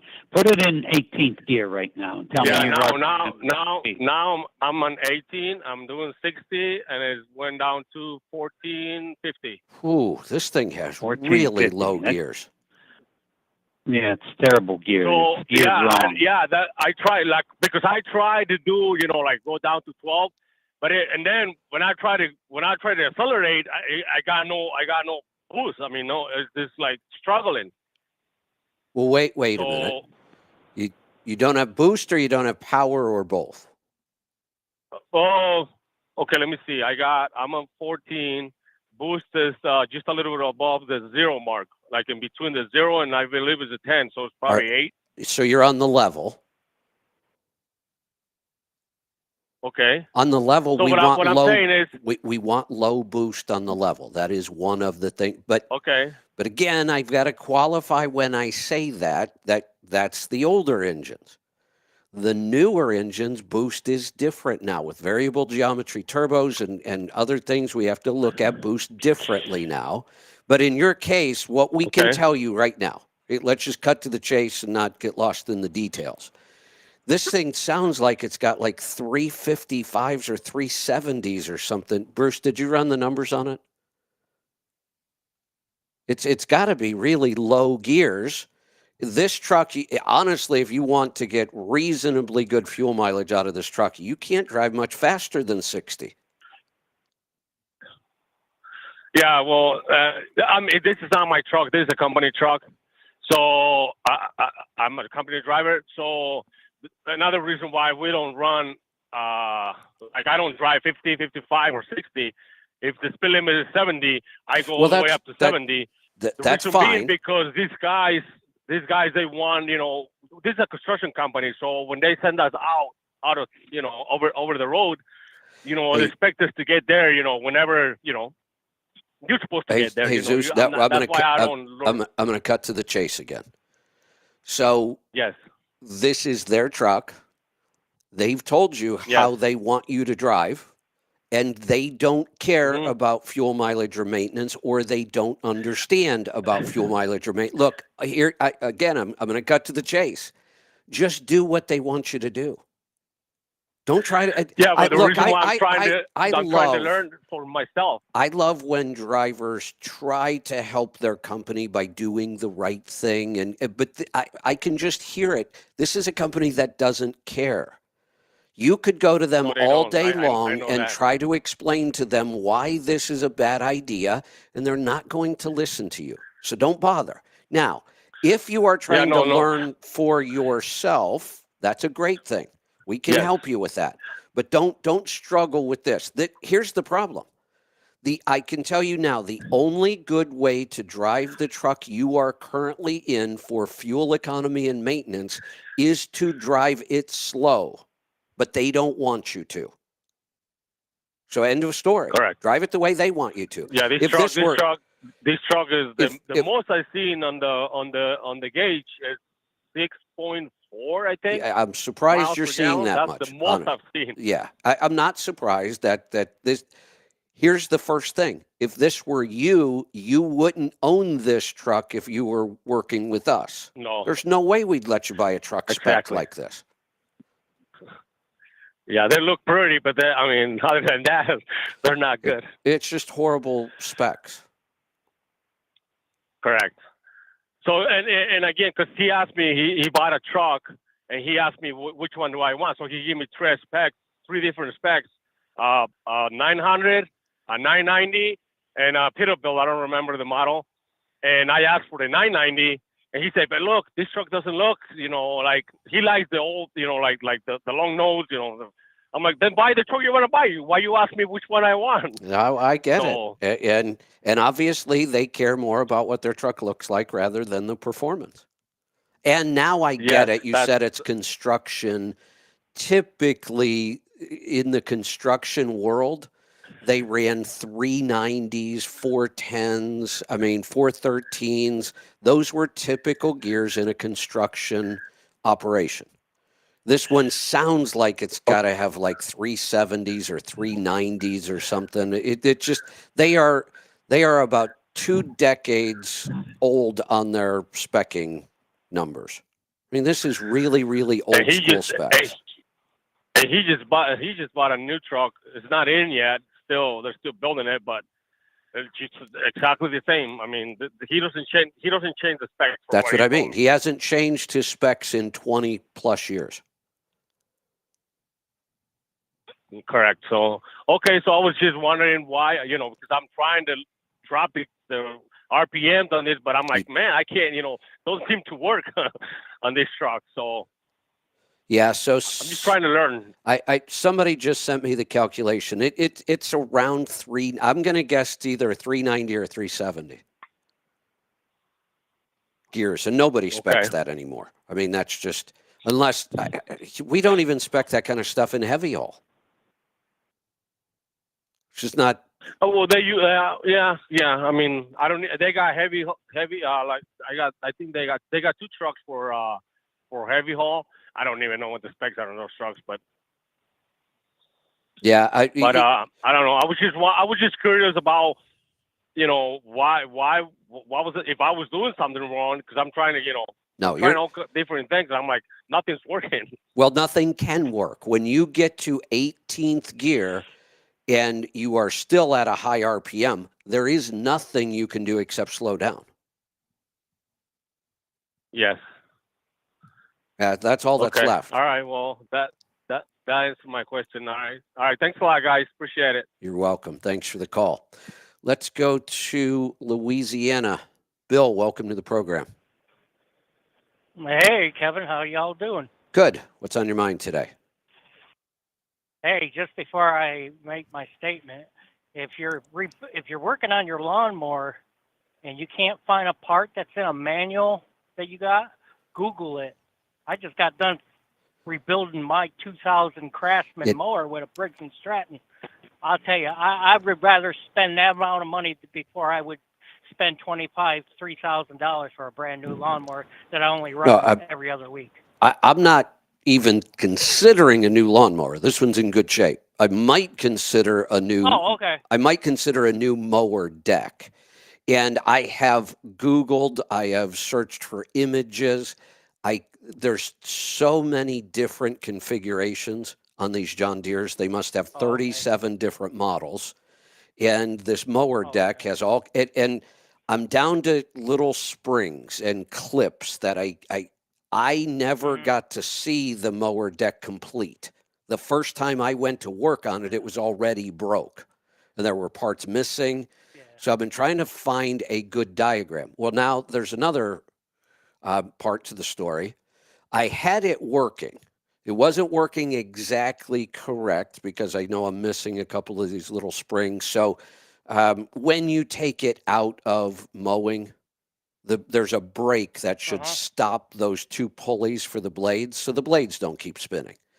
Those brakes aren't working. The springs aren't pulling the pad into the pulley the way it's supposed to, but it still mows just fine. It's when you go to shut off the blades, it takes a while. They just keep free spinning. But it's very usable. So I thought, all right, I've got it figured out for now. We can mow. It does everything it's supposed to do, except we're just learning this property, and not that I'm going to throw Lisa under the bus. I've done it too. She was out mowing in between the trees, like out in the forest, and she hit something hard enough that it stripped the spindle now. So the spindle with the teeth that hold the blade in place, the blade hit something so hard that the spindle stripped right out of the blade. Damn. Yeah, so I figured I'd give you my 2 cents with that. Now I know I've got 2 new spindles coming today, so I'll put 2 new spindles on it, but I still haven't found a good diagram for. I'm just going to have to find a dealer and go to them. Yeah. Anyways, well, I tell you, that OPS that Pittsburgh put on my truck, boy, I have made my money back because now I'm on my 3rd filter change with my engine filter, and my oil is clean. Excellent. And the amount of money I save compared to what I used to change my oil every 30,000. So I'm just like, okay, what can I do to cut costs? That OPS has done made me money back already. Excellent. Love to hear that. Yeah, yeah, and with the with the with the catalyst, I swear by it, but I think everybody should do it because I tell you the prices are getting ridiculous. When you said a $1 trillion every every 10 days you said 100. Every 100 days, we're 100 adding days? $1 trillion. That boy, I tell you, it must be nice just to print money off a Xerox machine where us people got to pay for dumb stuff that our politicians do. They should get higher. You should be elected based on common sense, not stupidity. I agree. But anyway. All right, guys, I'll let y'all go. All right, thanks for the call. Let's head off this time to Tennessee. Rulin, welcome to the program. Good morning. We are. I got an oil sample. All right, let me find it. I think I saw it here. Here we go. All right, what do we got? DD13, what year is it? 2018. And you've got... Or 17, sorry. 583,000 miles on the truck. And do we only have 10,000 miles on this oil sample? Yes, the previous oil sample is got about 50,000 miles on it. I think it was fresh oil. I just bought the truck, so I don't know. And there is high lead, so we did an oil sample at 10,000 to see. Good idea. How that lead reacts. I'm actually a little concerned. We're already, with only 10,000 miles, we're already back up to 3 on lead. If we were at 25,000 miles, we were at 3, I probably wouldn't be too worried. It looks to me like, though, if we go out to just 25,000 miles for a normal sample, you might be back up around that 8 number again. And that's fairly significant lead. We're also seeing a little bit of copper. Now, here's the problem. We don't have any history on this truck. Right. When did the copper... It's really critical that you see the pattern of lead and then copper. If we see the right pattern, we know it's a bearing. If we see a different pattern, we know it's not a bearing. But I don't have a pattern to look at here. I am going to... Bruce, what would you guys charge just to pull down a pan and look at bearings? You're probably around... Or Eric 5 or or 6 anybody. hours, I would... Yeah, probably about 5 or 6 hours of labor to pull it down and check rods and mains. Then we'd have oil and filters. I think I would do it. I think we could wait a little bit and maybe do another sample. You're at 10 now, maybe go to 20 or 25. And I mean, if it's bearing wear, we're probably not going to have any kind of catastrophic failure in the next 10,000 miles. And that may give us a clue, but if you had the time and you were at a place you trusted, I might just say, let's just pull the pan down and look at the bearings. I'm almost wondering if this is why somebody sold the truck. Right. This is why I don't like to buy trucks without an oil sample. Right. Yep. I concur. So I think if you can get to a place you trust, I would spend the money and pull the pan. All right. Let me look real quick, because that's all I looked at. Let me see if I can find some sort of a reason why. Rest of the... Are you running Catalyst? I am. You are? Okay. Yeah. That kind of confuses our iron numbers a little bit, but it's slightly high iron, but maybe not with the catalyst. We don't have a lot of other wear metals. So it doesn't look like there was no contamination that would have caused this. The silicon's really low. There's no fuel dilution to speak of. We didn't get any coolant intrusion. There's no reason for the bearings to be wearing other than some sort of a mechanical problem. It's not based on the oil. So I think I would just have to pull the pan. All right, I'll do that. Now, are we? You said this was a 17? Correct. Mileage seems low. Do we know why? I do mainly local, so I do 200-300 miles a day. Okay. That may. And How many miles does this truck have on it when you bought it? 520. 520. When did you buy it? This year? 1 year ago. Okay. So the mileage isn't that far off then.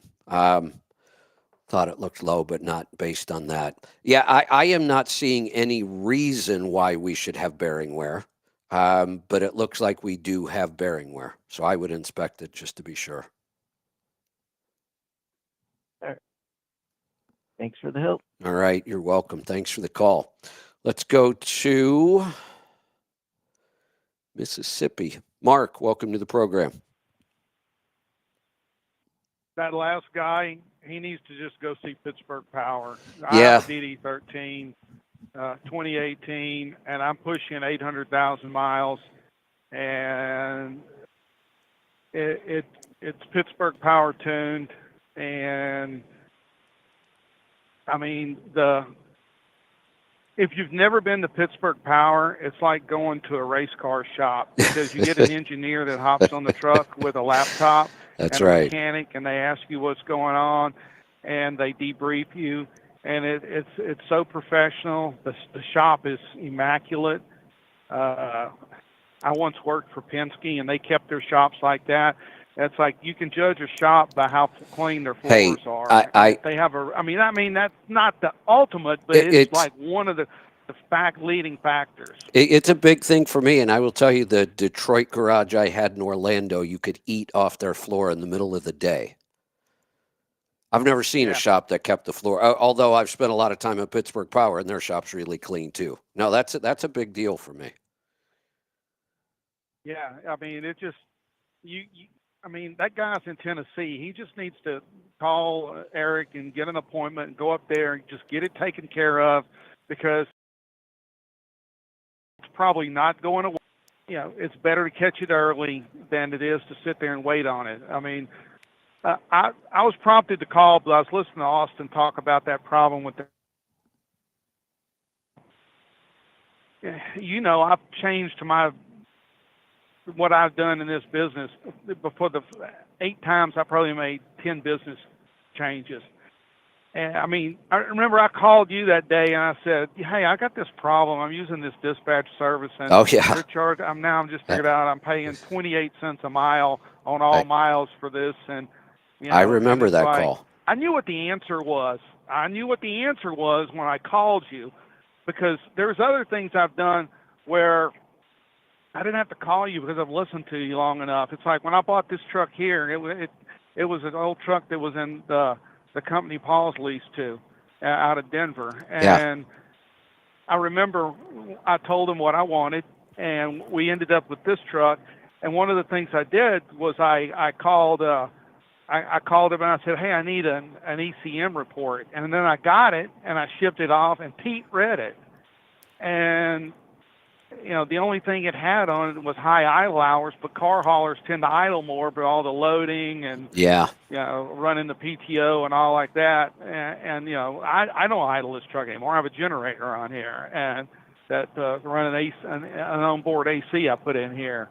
And it's like, what I'm trying to say is, like, you got to have the courage to I don't even know it's courage. It's like if you see a pattern that's like not feasible, not where you want to go, you have to make a change. And he's got high cost in maintenance. It's definitely, he just needs to get, this truck has to be eliminated and he finds something else. You know, the process you've laid forward with Pittsburgh Power, Fleet Airs, OPS, it all works. And, they're great people, and you can always call them, and, they will help you in any way they can. And, it's like developing relationships with your shop, the people you buy your equipment from, and it's a big circle from your customers to to Bruce and to David Counts. And if you do business with them, they're going to take care of you. They're going to treat you right, and they'll go above and beyond. And I mean, you just have to, when he called and said he had this problem and it's like $5,000, it's absolutely the right decision to get rid of this truck without high cost of maintenance. But it's like when you get I've only had 3, but I started with a Ram 5500. I mean, when I started hauling cars, I didn't know what the hell I was doing. I bought a Kaufman trailer that I was recycling axles all the time. I used to carry an onboard axle so I could do an axle swap and get a shop. I could pay them to do an axle swap because I didn't know what else to do. So I was like carrying extra axles around with me and finding, because you just can't find these. You just can't stop in at a parts store and buy an axle or whatever. It's like, and if it starts affecting, if something's not working, you have to make a change. You just can't force it, right? And you just have to believe in yourself, and you just have to do it. Then if you trust where your income's coming from, then the right decision is to make the change as many times as it takes. You can't be embarrassed to make change. What's embarrassing is not making change and then go out of business because you didn't make the change. Well, and the beauty here, changes. The beauty here is he has all the numbers.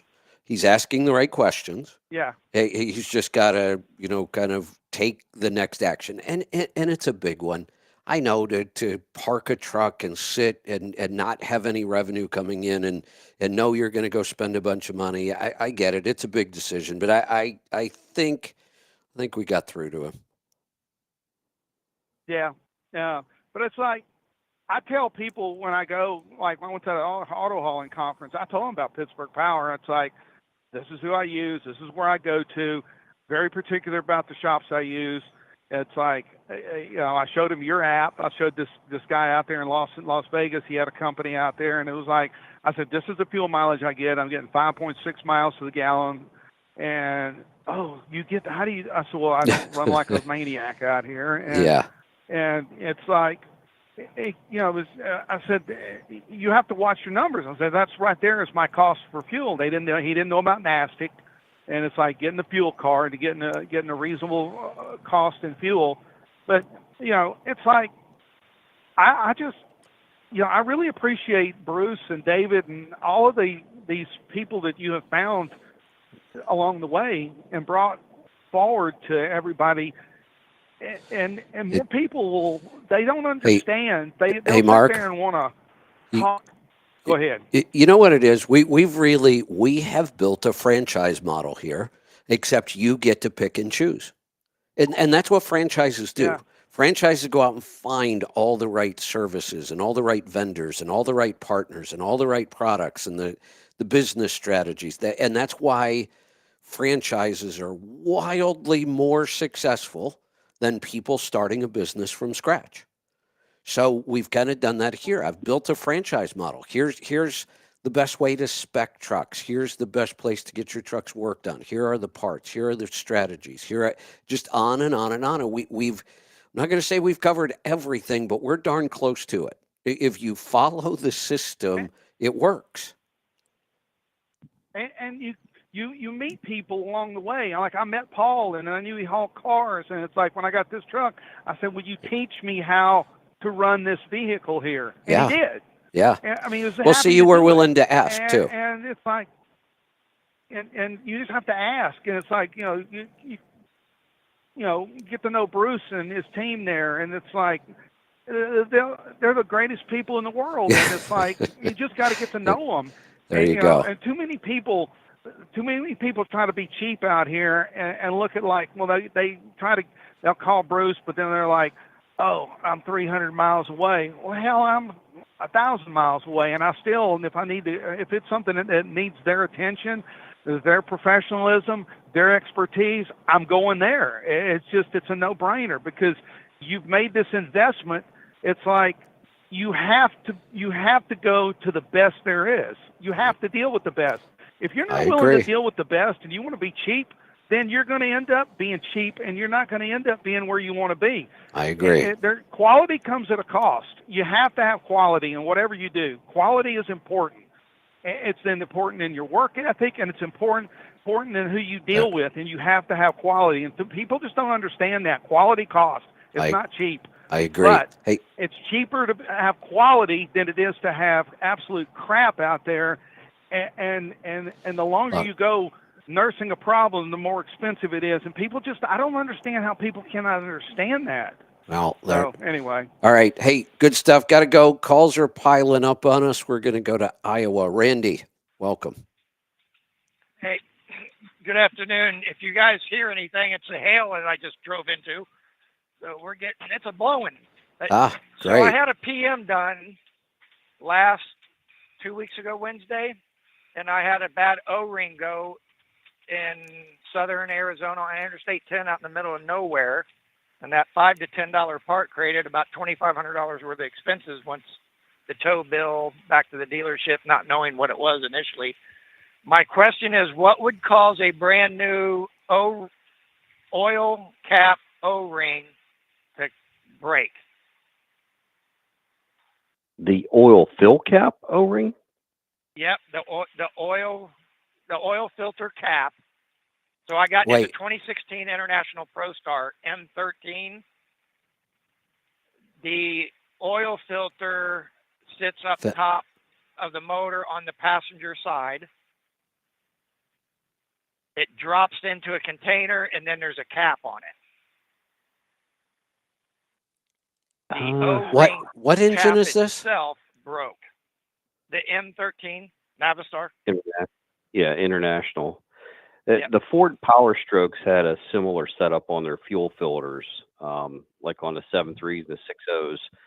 The whole top of the reservoir where the filter drops down in is the upper cap with an O-ring. Okay. The only time I've ever torn an O-ring was when it wasn't fully up in the O-ring groove, like it was still hanging on like one of the threads, and you screw it on and it actually gets torn whenever you put it up in there.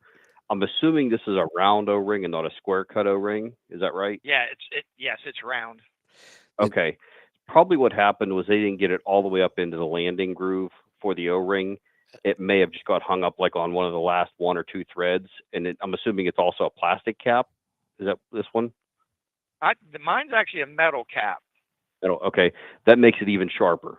Sometimes you cut threads in plastic, they don't get as sharp, but on metal, that's probably what happened. Is they probably just didn't have it all the way up in the landing groove, and when they tightened it down all the way, it pinched that and just tore it right off.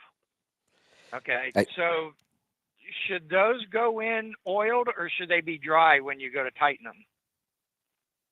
You can put them in dry. I mean, I always put a little bit of oil on them just to lubricate them to get them up on there, because usually they're a tight fit. Once you get them in the landing groove, they should relax a little bit. They shouldn't be as tight, but as you're rolling them up over the threads, they're going to be pretty tight. But once you get in the groove, they kind of relax a little bit. But it's a squash seal. It's not a side to side. So when you tighten it down, it's going to crush it vertically, and that expands it horizontally as well. So it's pretty much like a fluke thing. I think, yeah. It seems like that is the only way. What he just described is the only way that O-ring could be damaged. Really, is that it wasn't in the groove right when somebody put it on. Yeah. Okay, because I've talked to one other driver. Well, I've talked to several drivers, but only one ever had a similar circumstance. He's got a Pete with a Packard, and his went. Thankfully, he was in Love's parking lot, so I'm gonna pretty much write it off as a fluke and Yeah. pretty much shadow them next time they do that. Second thing, Bruce, I'm aware of your snowmobile owner-operator get-together. Do you do anything in the spring or summer, like a side-by-side or four-wheeler type event?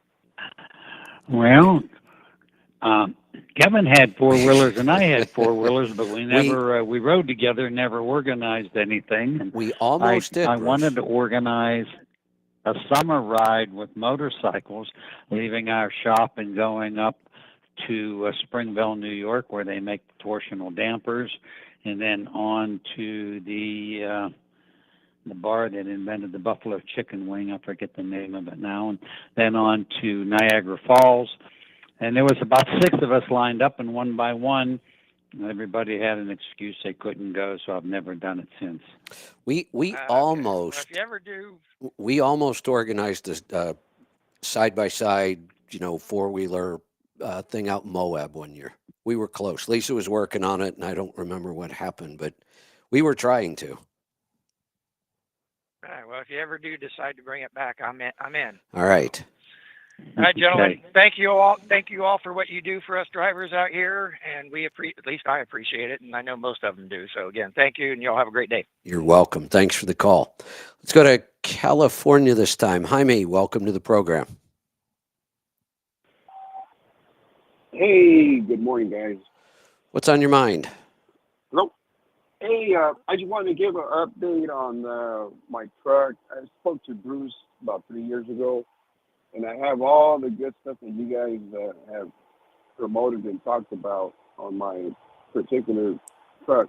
2016 Freightliner has an ISX 10-speed, direct drive, 246 gears, and I just run interstate. A little more, right around 87,000 miles a year. I drive in.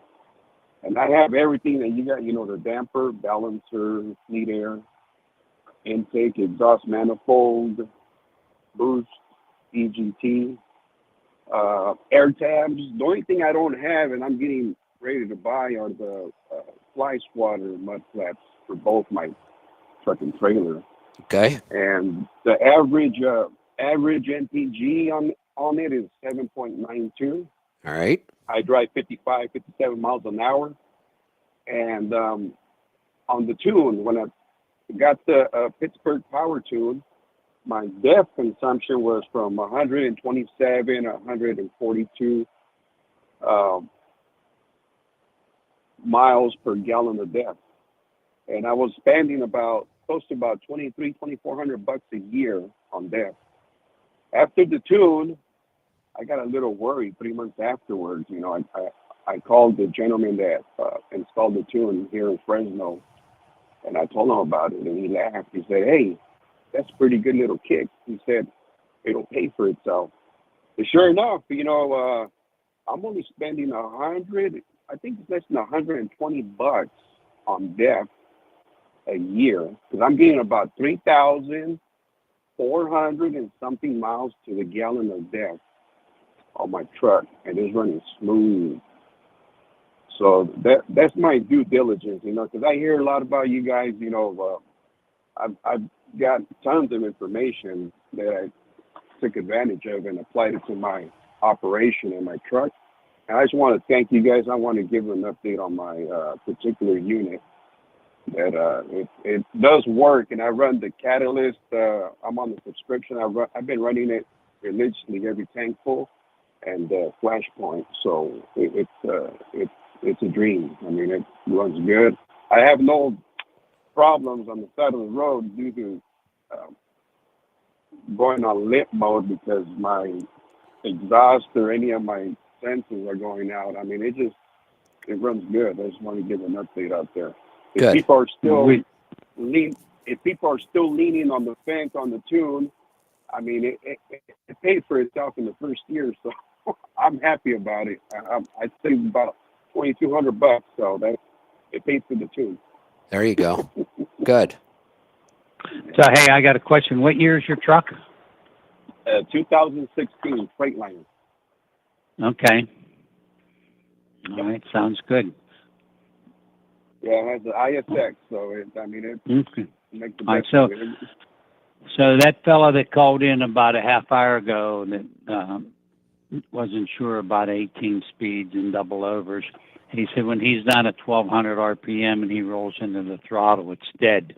Does yours pick up and go when it's at 1800 or 1200? I'm sorry, 1200 RPM. Oh yes, definitely. I'm at 1200 Yep. right now. I'm doing 57 miles an hour, and when I lay into it, I could get 39 psi boost, but I'm rarely up there. I baby the truck. I use the power just like you guys talk about, Bruce, going up the hills. There's no way about Yep. that. You know, I keep it about 20, 25 psi, and I'm just rolling around. You know, I'm not racing. I mean, it runs. I mean, it can get up and go, but you know, I want it for longevity, and it's working. I do oil samples at Blackstone Labs, and all the labs. I mean, all the samples come back clean, so there's no complaint. Good. And I just want to thank you guys. You know, I want to thank you guys. So the problem with that company truck was that it's filled with babysitters, and it's holding back the torque, and that's why he's not feeling response at 1200 when you are, because of what Leroy calls babysitters. Hey, real quick, one of the things that I'm going to throw out there, prior to me buying my truck, I listened to you guys because the company I was working for, I was calling crude oil, and they had an XM radio. And I happened to run into when Kevin Rutherford was on XM, and then I heard you guys, you know, the first time on the Power Hour. So, man, you know, I kind of like this. I just hung around every Tuesday. I look forward to it, and I would listen to it. But this was 3 years before I bought my truck. So I had a little bit of information, a little bit of knowledge of what to do. So when I looked at the truck that I wanted to buy, I hired a mechanic, and I still use him to this day. He knows my truck. He's the only one that put hands on it. I trust him. Excellent. I took him. He looked over the truck at the dealer, and I ordered the damper and everything, and he installed it there at the dealer. And he changed out the brakes, the tires, and immediately after I bought the truck, I took it to the shop and all the fluids. I didn't take a sample of everything, but he replaced all the fluids, transmission, engine, everything. And I got on the road. I didn't just get the truck. Oh, we're losing you, I think. Oh, we lost the call. All right. Hey, you guys are getting all kinds of compliments today, Bruce. You usually do, but yeah, I appreciate really, that. really good stuff today. I appreciate that. I know. I love hearing that. Eric, you make sure those floors stay clean, okay? Aye, Captain. That's right. I love a clean floor, and I do that same thing when I walk into somebody's garage. The first thing I look around. at is the floor. Yep, that's for sure. All right, let's go to Kentucky. Go ahead, Bruce. I'm gonna have to leave here real soon, so got it. All right, I've got a busy rest of the day. So, all right, we go ahead, Mike. I could hook you guys up on side-by-side rides in Arizona if you want. There you go. Yeah. I mean, we go on 4 days. Yeah. Are you back in Indianapolis yet, Mike? Yeah, I'm back trucking. Yeah. So. Okay. So yeah, we go on. I went on 4-day rides, 1,000 miles with BJ Jones. Well, you know, and Robbie Gordon and a bunch of these race car guys. So I went on 4 of them. Had a good time. You've seen the video, 90 mile an hour and going down through the desert. Yeah. So let me just bring people up to date. Mike is the retired airline pilot. He also bought a Freightliner and bought the D-Deck for Detroit that we built out at Council Bluffs at Kevin's CMC. And he takes the winters off and goes to what part of Arizona? Well, we bought a home in Mesa, Arizona there. So Okay. And he rides 4x4s. And when you see his post on Facebook, it's called Vacation 365. Yeah. I've always been on vacation. There you go. Kevin, I don't know about you, but when it comes to getting in the back of the motorhome, the biggest headache of working on that motorhome is I got a closet about 8 foot wide, and it's almost like a walk-in. But the biggest headache is having to take the wife's clothes out of the closet so you can get the floor up to get in the motor. I don't know if you have that problem, but the good news on mine is I do have to get into the closet, but I can leave the clothes in. I don't have to take them out of the closet to get to the motor. You know, I just got thinking about something though. If I ever buy another coach, one of the layouts I really love is the rear bathroom. It's fairly unusual. It's getting more common, but I just got thinking that rear bathroom. There's a lot of plumbing in a bathroom, and to stick that bathroom right over the engine compartment that's already really crowded, I'll bet makes a mess. yeah. Mine is pretty wide open when I get the floor opened up. I mean, I can crawl right down there on my feet, get beside the motor and stuff. And lay down, not mine. My God, I or just trying you to hang like a monkey up the top. Oh, you can only get to a couple of things, and it takes a good half hour to get to the motor. I got to take my mattress off completely and try to get it somewhere else in the coach, and it's a memory foam. The thing weighs like 300 pounds, I swear. So that's the first step. You just got to get the mattress off. Then, you got to take the closet apart and pull up the floor. And after that half hour of doing all that, I still can't get to much. You say you can crawl down in yours and stand. I can barely get my arm down in there to reach half the stuff. Oh yeah. I can hang like a monkey and on both sides of the motor real easy. Not mine. Not even close. But I'm not even sure. Honestly, I'm not even sure if there's enough room to get the valve cover off. Yeah. And then they you get got down in there and change it. Then right there where you open it up, you're right at the twin turbos, so that's crowded in there. Yeah, it's just a mess. Right. Yeah. So, you guys at Pittsburgh Power doing any Mac work or anything like that? We're starting to. We are we're doing the tunes now. We're still in the development stages of getting into the mechanical side, only because there's a lack of support from the dealer level. It's really hard for us to get some of the tooling and computer software we need, but it is something definitely on the radar. Well, the same place I haul out of Muncie, Indiana, the PVC pipe, they've got a factory out there just south of Mesa, about 35 miles. And I'm in, 15 years of hauling their pipe, or 14 years. I'm in pretty good with them. I'm pretty bored out there other than going out in the desert. And I thought, but most of their loads a lot of their loads go to California. I thought, I'm not ready to quit trucking. I enjoy it. And so every truck that I ever put together as a model truck, and I probably got 5 or 6 of them in a box somewhere, that was Mack trucks as a kid. Oh, yeah. And so I found a Mack truck. The other day. It's like the ones Jamie Hagan puts together. Not Jamie Hagan, it's another guy. 330,000 miles on it. And I thought, I might as well finish out my career with something nice to drive. So I'm looking at that. It's all set up with the adopted lift axle and everything just like Joe Morrill's got with the Volvos. He's doing real good fuel-wise. He's just changing operations to sell the truck. So I just wondered, I hate to give up Pittsburgh Power. Yeah, you don't want to do that. Yeah. So get to work on that Mac stuff, okay? So I can still come up there. How about just buy a Cummins?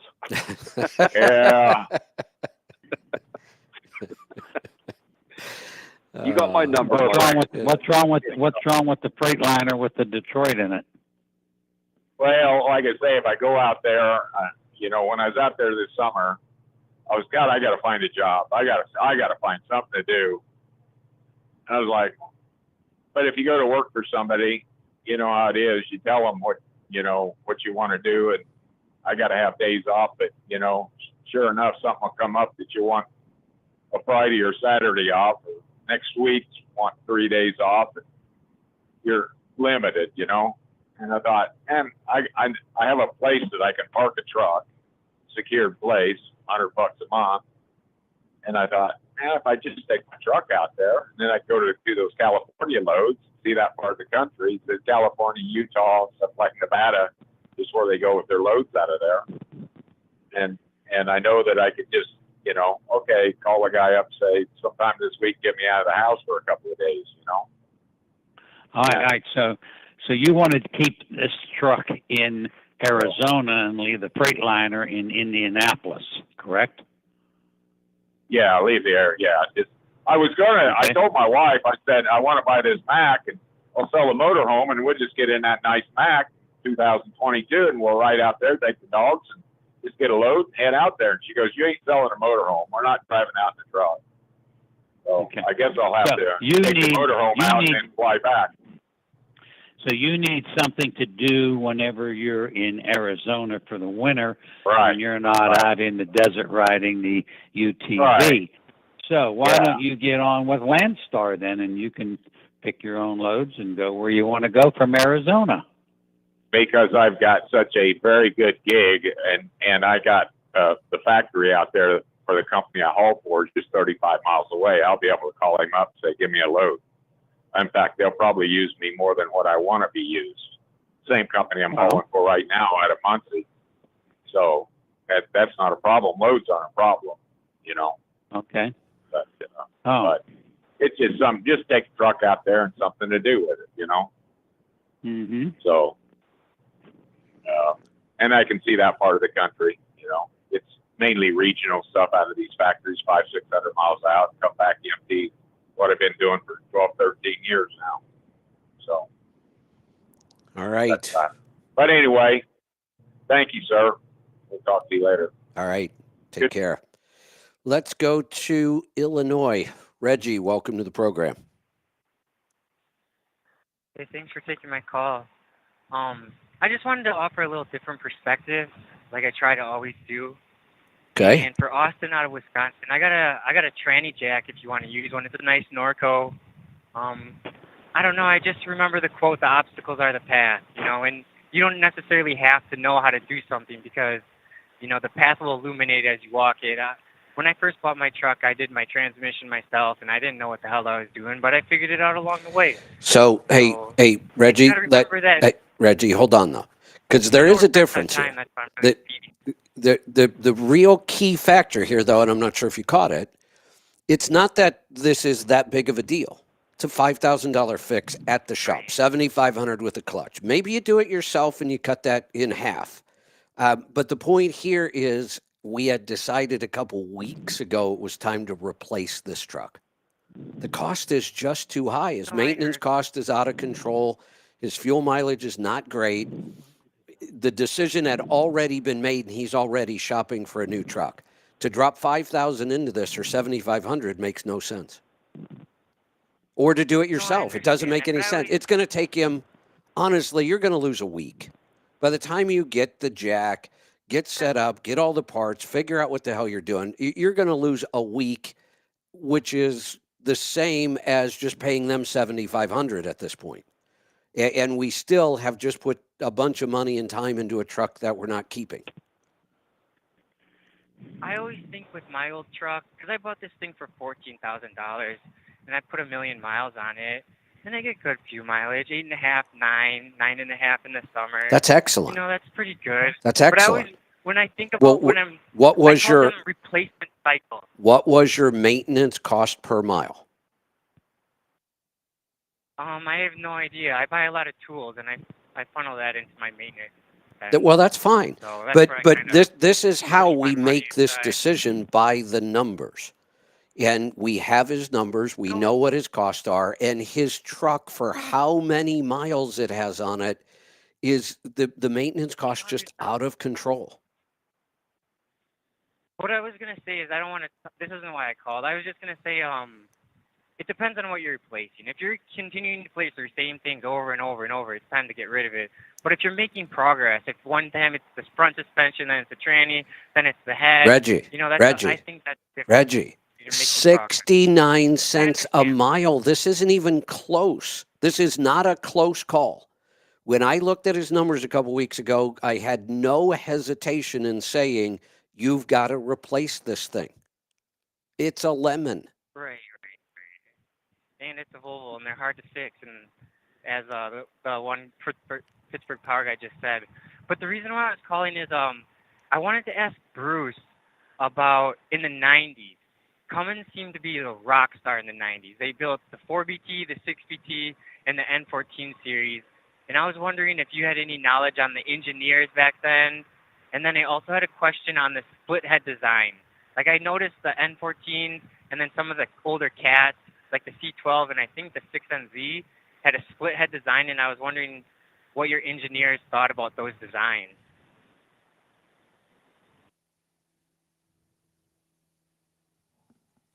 Hello? I think Bruce already left. Yeah, we lost Bruce. Yep, He did I say think he Bruce was going to leave. I know he would work close with Mark Chappell back in the 90s and even George Montaigne. George was the Hungarian physicist that actually designed the N14. Mark was the engineer that was in charge of the entire whole set turbocharger division for Cummins, but also invented the Tritec piston. Yeah, George, it was either Montaigne or Fontaine. I'll have to ask Bruce what his name was, but he was a Hungarian physicist that was one of the crucial people to invent the N14 engine, the electronic version of the N14 engine. Very, very smart man. But I don't know, I can't answer for him about the split head design. I just don't know enough about it. Yeah, I don't either. No, I don't either. I had the privilege of sitting next to Mark Chappell at dinner one night. We had all gone out after the Louisville Truck Show, and I had been in the booth, and he had been there all day. But the booth is just insane. I got a chance, and when you go to dinner at events like this, you know, you got 15 people, and you all go to dinner together. You can only talk to 2 people anyway. I mean, you're only going to talk to the 2 people that are closest to you. I've actually, you know, at Louisville's one of the worst because it's a small town and a huge show, and everybody's there. The restaurants are all slammed. I actually got to the point where I said, look, guys, when we go and there's 10 of us or 12 or 15, let's just get separate tables. Let's not wait around for a 15 top so we can all sit together, because you sit together, you can't talk to everybody anyway. Why not just sit at 4 tops and you'd be able to talk to the 3 people you're with? But I got to spend quite a bit of time with Mark Chappell, just a fascinating guy. He is. I've learned a lot from him over the years too, and I haven't got near enough time with him that I'd like to spend with him because he is very intelligent about this stuff. Absolutely. The last thing, I just want to thank you guys for all your hard work, and I just want to say the thing that's special about Cummins is the Cummins mechanic can go home on the weekends, wrench on his Dodge pickup, and then come into the shop on Monday and wrench on a big truck engine, and you don't get that transparency with a Volvo or, you know, some of these Packard engines, and I think it does make a difference. Well, hold on. So I appreciate Hold your on. time. What difference does it make? Really, I'm going to push back a little on that. So a mechanic can go home and work on his pickup because he's got a Cummins. I get that. I don't care if my Volvo mechanic can go home and work on his Volvo or not. It has no bearing on me. I want to know that he knows how to work on the Volvo engine that I own. That's all I care about. Well, I'm talking more about like passion and excitement about wrenching on stuff. Oh, let me introduce you to a couple Volvo technicians that are top-notch, outstanding. Of course, and we talk about this. I have said if there's anything weak about Volvo, it is the dealer network, and I've been saying that for 30 years. I owned Volvos, and I said, My biggest problem is the dealer network, but I made it work. Right. No, and as a little guy, that's huge. That's huge. I put the truck in the shop for the first We- time in 6 years. If you and I was listen to so mad Friday's show, all three of us, myself, Joel, Henry, every one of us have made the statement, if you don't have a good Freightliner dealer nearby or a good Volvo dealer, but you have a good Cummins shop, well, then buy a Cummins. That is important enough to us. Having a good shop is important enough. I will buy not the engine I absolutely want for that reason alone, and we've recommended that many times. Yeah, I think one thing he was trying to convey too, though, was that a lot of people don't know this with Cummins is they have the IS whatever series, ISB, ISC, ISM, ISL, ISX. It stands for Industrial Series, and you can actually go down to like a 5.9 liter or even smaller, all the way up to like a 19 liter, and it's the same engineering. It's Yeah, just different right. size parts and pieces. So the simplicity theory of the engineering on it was kind of cool. I agree with Reggie. It's kind of neat how they did that because the guy can go home and as long as he likes to. Now, most mechanics that I know do not want to turn a wrench once they leave. Exact, but myself included. Just to keep it real, this is a show about business.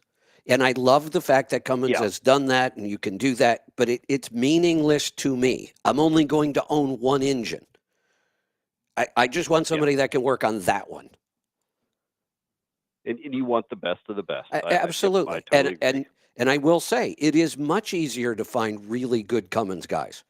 But that's also because Cummins has been a primary engine in this industry and in this country for decades. And I was a big Cummins guy for a lot of years.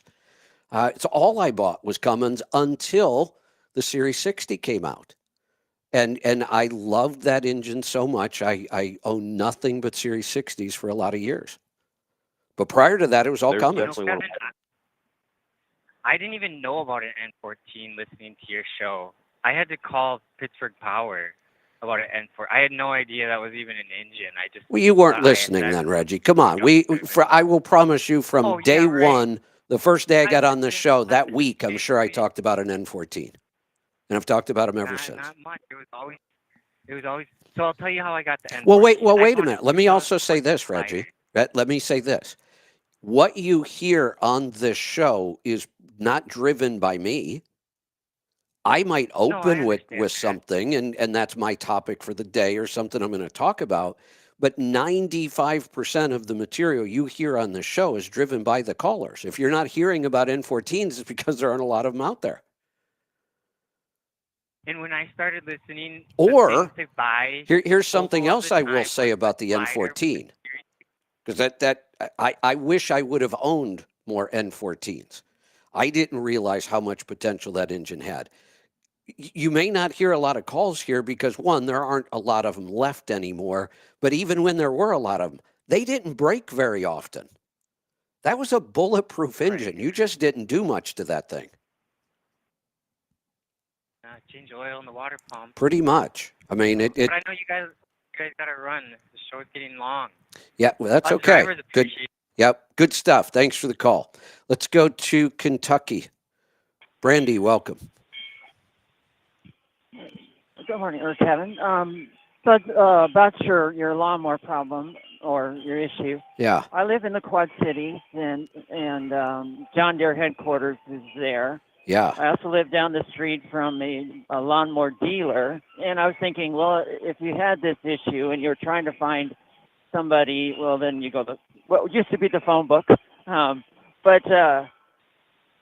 So I thought so the place is called River Valley Turf in Davenport, Iowa, and I thought, what if you took pictures of it, and then if it was my problem, I'd take those pictures and say, can you help me find a schematic?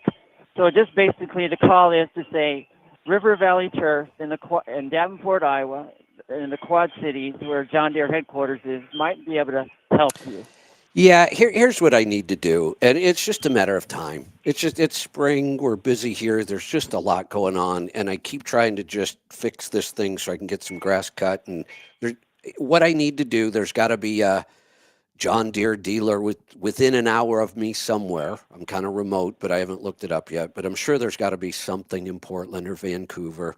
I just need to load up the mower deck and drive it down there and get a schematic and know I'll be right there where there's a good chance they're going to have all the parts I need and just get the parts. I have, like I said, in the beginning, I was going to buy the whole rebuild kit. And I didn't because my spindles were fine. Well, now I have 2 spindles coming today because we tore one up, so I'm just going to replace them both. I know I'm missing some parts, but like I say, we're down to little springs and clips. So I'm just going to find a dealer when I can get some time, load up the deck and drive down there, and I'm not leaving until I figure it out. I can't believe I'm struggling so much with a lawnmower, but I am. Well, I was thinking, well, how do you find a lawnmower dealer? And it's like, well, I mean, you got a huge country. It's like, well, how about you start where they make them? No, and I happen to live there. That would make sense. But I don't believe this is that complicated. I just need a good picture, and I'm shocked I can't find it online. I really am. And even that I haven't spent as much time on as I could because I just haven't had a lot of time. But I'm to the point now where I'm tired of messing with it. I just want to go someplace where I know they'll have the schematic and they'll more than likely have the parts and just be done with it. Or I'm going to buy a new mower deck. One of the two. Right. Okay. Well, that was just my 2 cents. I was thinking if this was my problem. No, that's a good idea. And I may end up there. If I don't find something local that works, I may end up doing that. Okay. That's all I have, Kevin. Thank you. All right. Thanks for the call. All right, we're going to wrap this up for today. Eric, Leroy, any words of wisdom you want to leave with?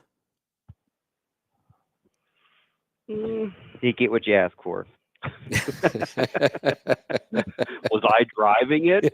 Did I give you what you wanted? Hey, Leroy, just so everybody knows, what did I ask for? I don't think your listeners want to hear what you asked for. Go ahead. Specifically in the dining room. Go ahead. I don't care about fuel mileage. I just want the power. That is exactly what I said. I said, don't even think about fuel mileage. I just want to see how much horsepower you can give me. And he did. Yep. Yeah, he did. Here's what I didn't realize. I've driven really hot trucks. Bruce's mechanical 400. He's a tough truck to drive. I mean, you got to pay attention. You've got to drive that truck. So I'm used to that. I can do that. And that's kind of fun. I mean, I like driving vehicles like that. I don't want to have to drive one like that all the time if I'm out trying to make money. But they are fun to play with, no doubt. I got to play with Bruce's T600 with that engine for several months. That was a lot of fun driving. So I'm thinking, sure, turn it up. I can drive this, except I forgot about the fact that in a coach, you can't hear the engine. You can't feel it. You can't hear it. It is like you are totally disconnected from it. And the only way I could drive that thing without blowing the heads off of it was to stare at the boost gauge all day. Yep. Yeah, and that's not any fun to drive. It wasn't. I mean, it was fun when we took the muffler off and my Jake brakes rumble and, it was fun.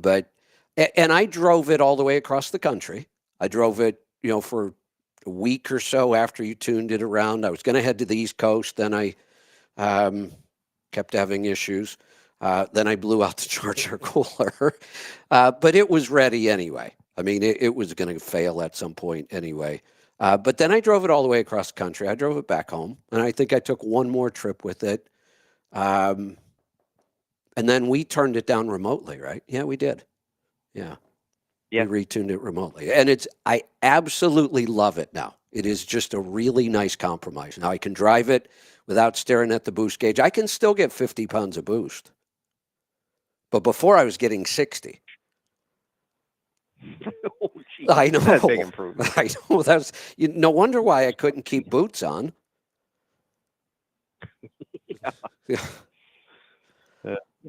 Yeah. But it was fun. It was fun. And now I have it the way I like it. So you did good. You gave me what I wanted. No, you were not driving it. I wouldn't want to drive that. Yeah, I'm good. All right. We're going to wrap this up. We'll do it again next week. Thanks to the team from Pittsburgh Power, as always. If you have any questions between now and then, give them a call. Also support them. They help us a lot here. Let's help them out. That's a win-win for everybody. Mark was talking earlier about the system we've developed here and the team and all of the partners, and we are pretty proud of it, and it works really well, but it's a two-way street. We have to support all these companies too. So, and that includes us, by the way. So we will see you back here tomorrow for Destination Health. I don't think I have any guests this week. I don't have a topic yet, but I'll figure something out before tomorrow. We'll see you then. Be safe, be profitable, be fit and healthy. Always do the hard work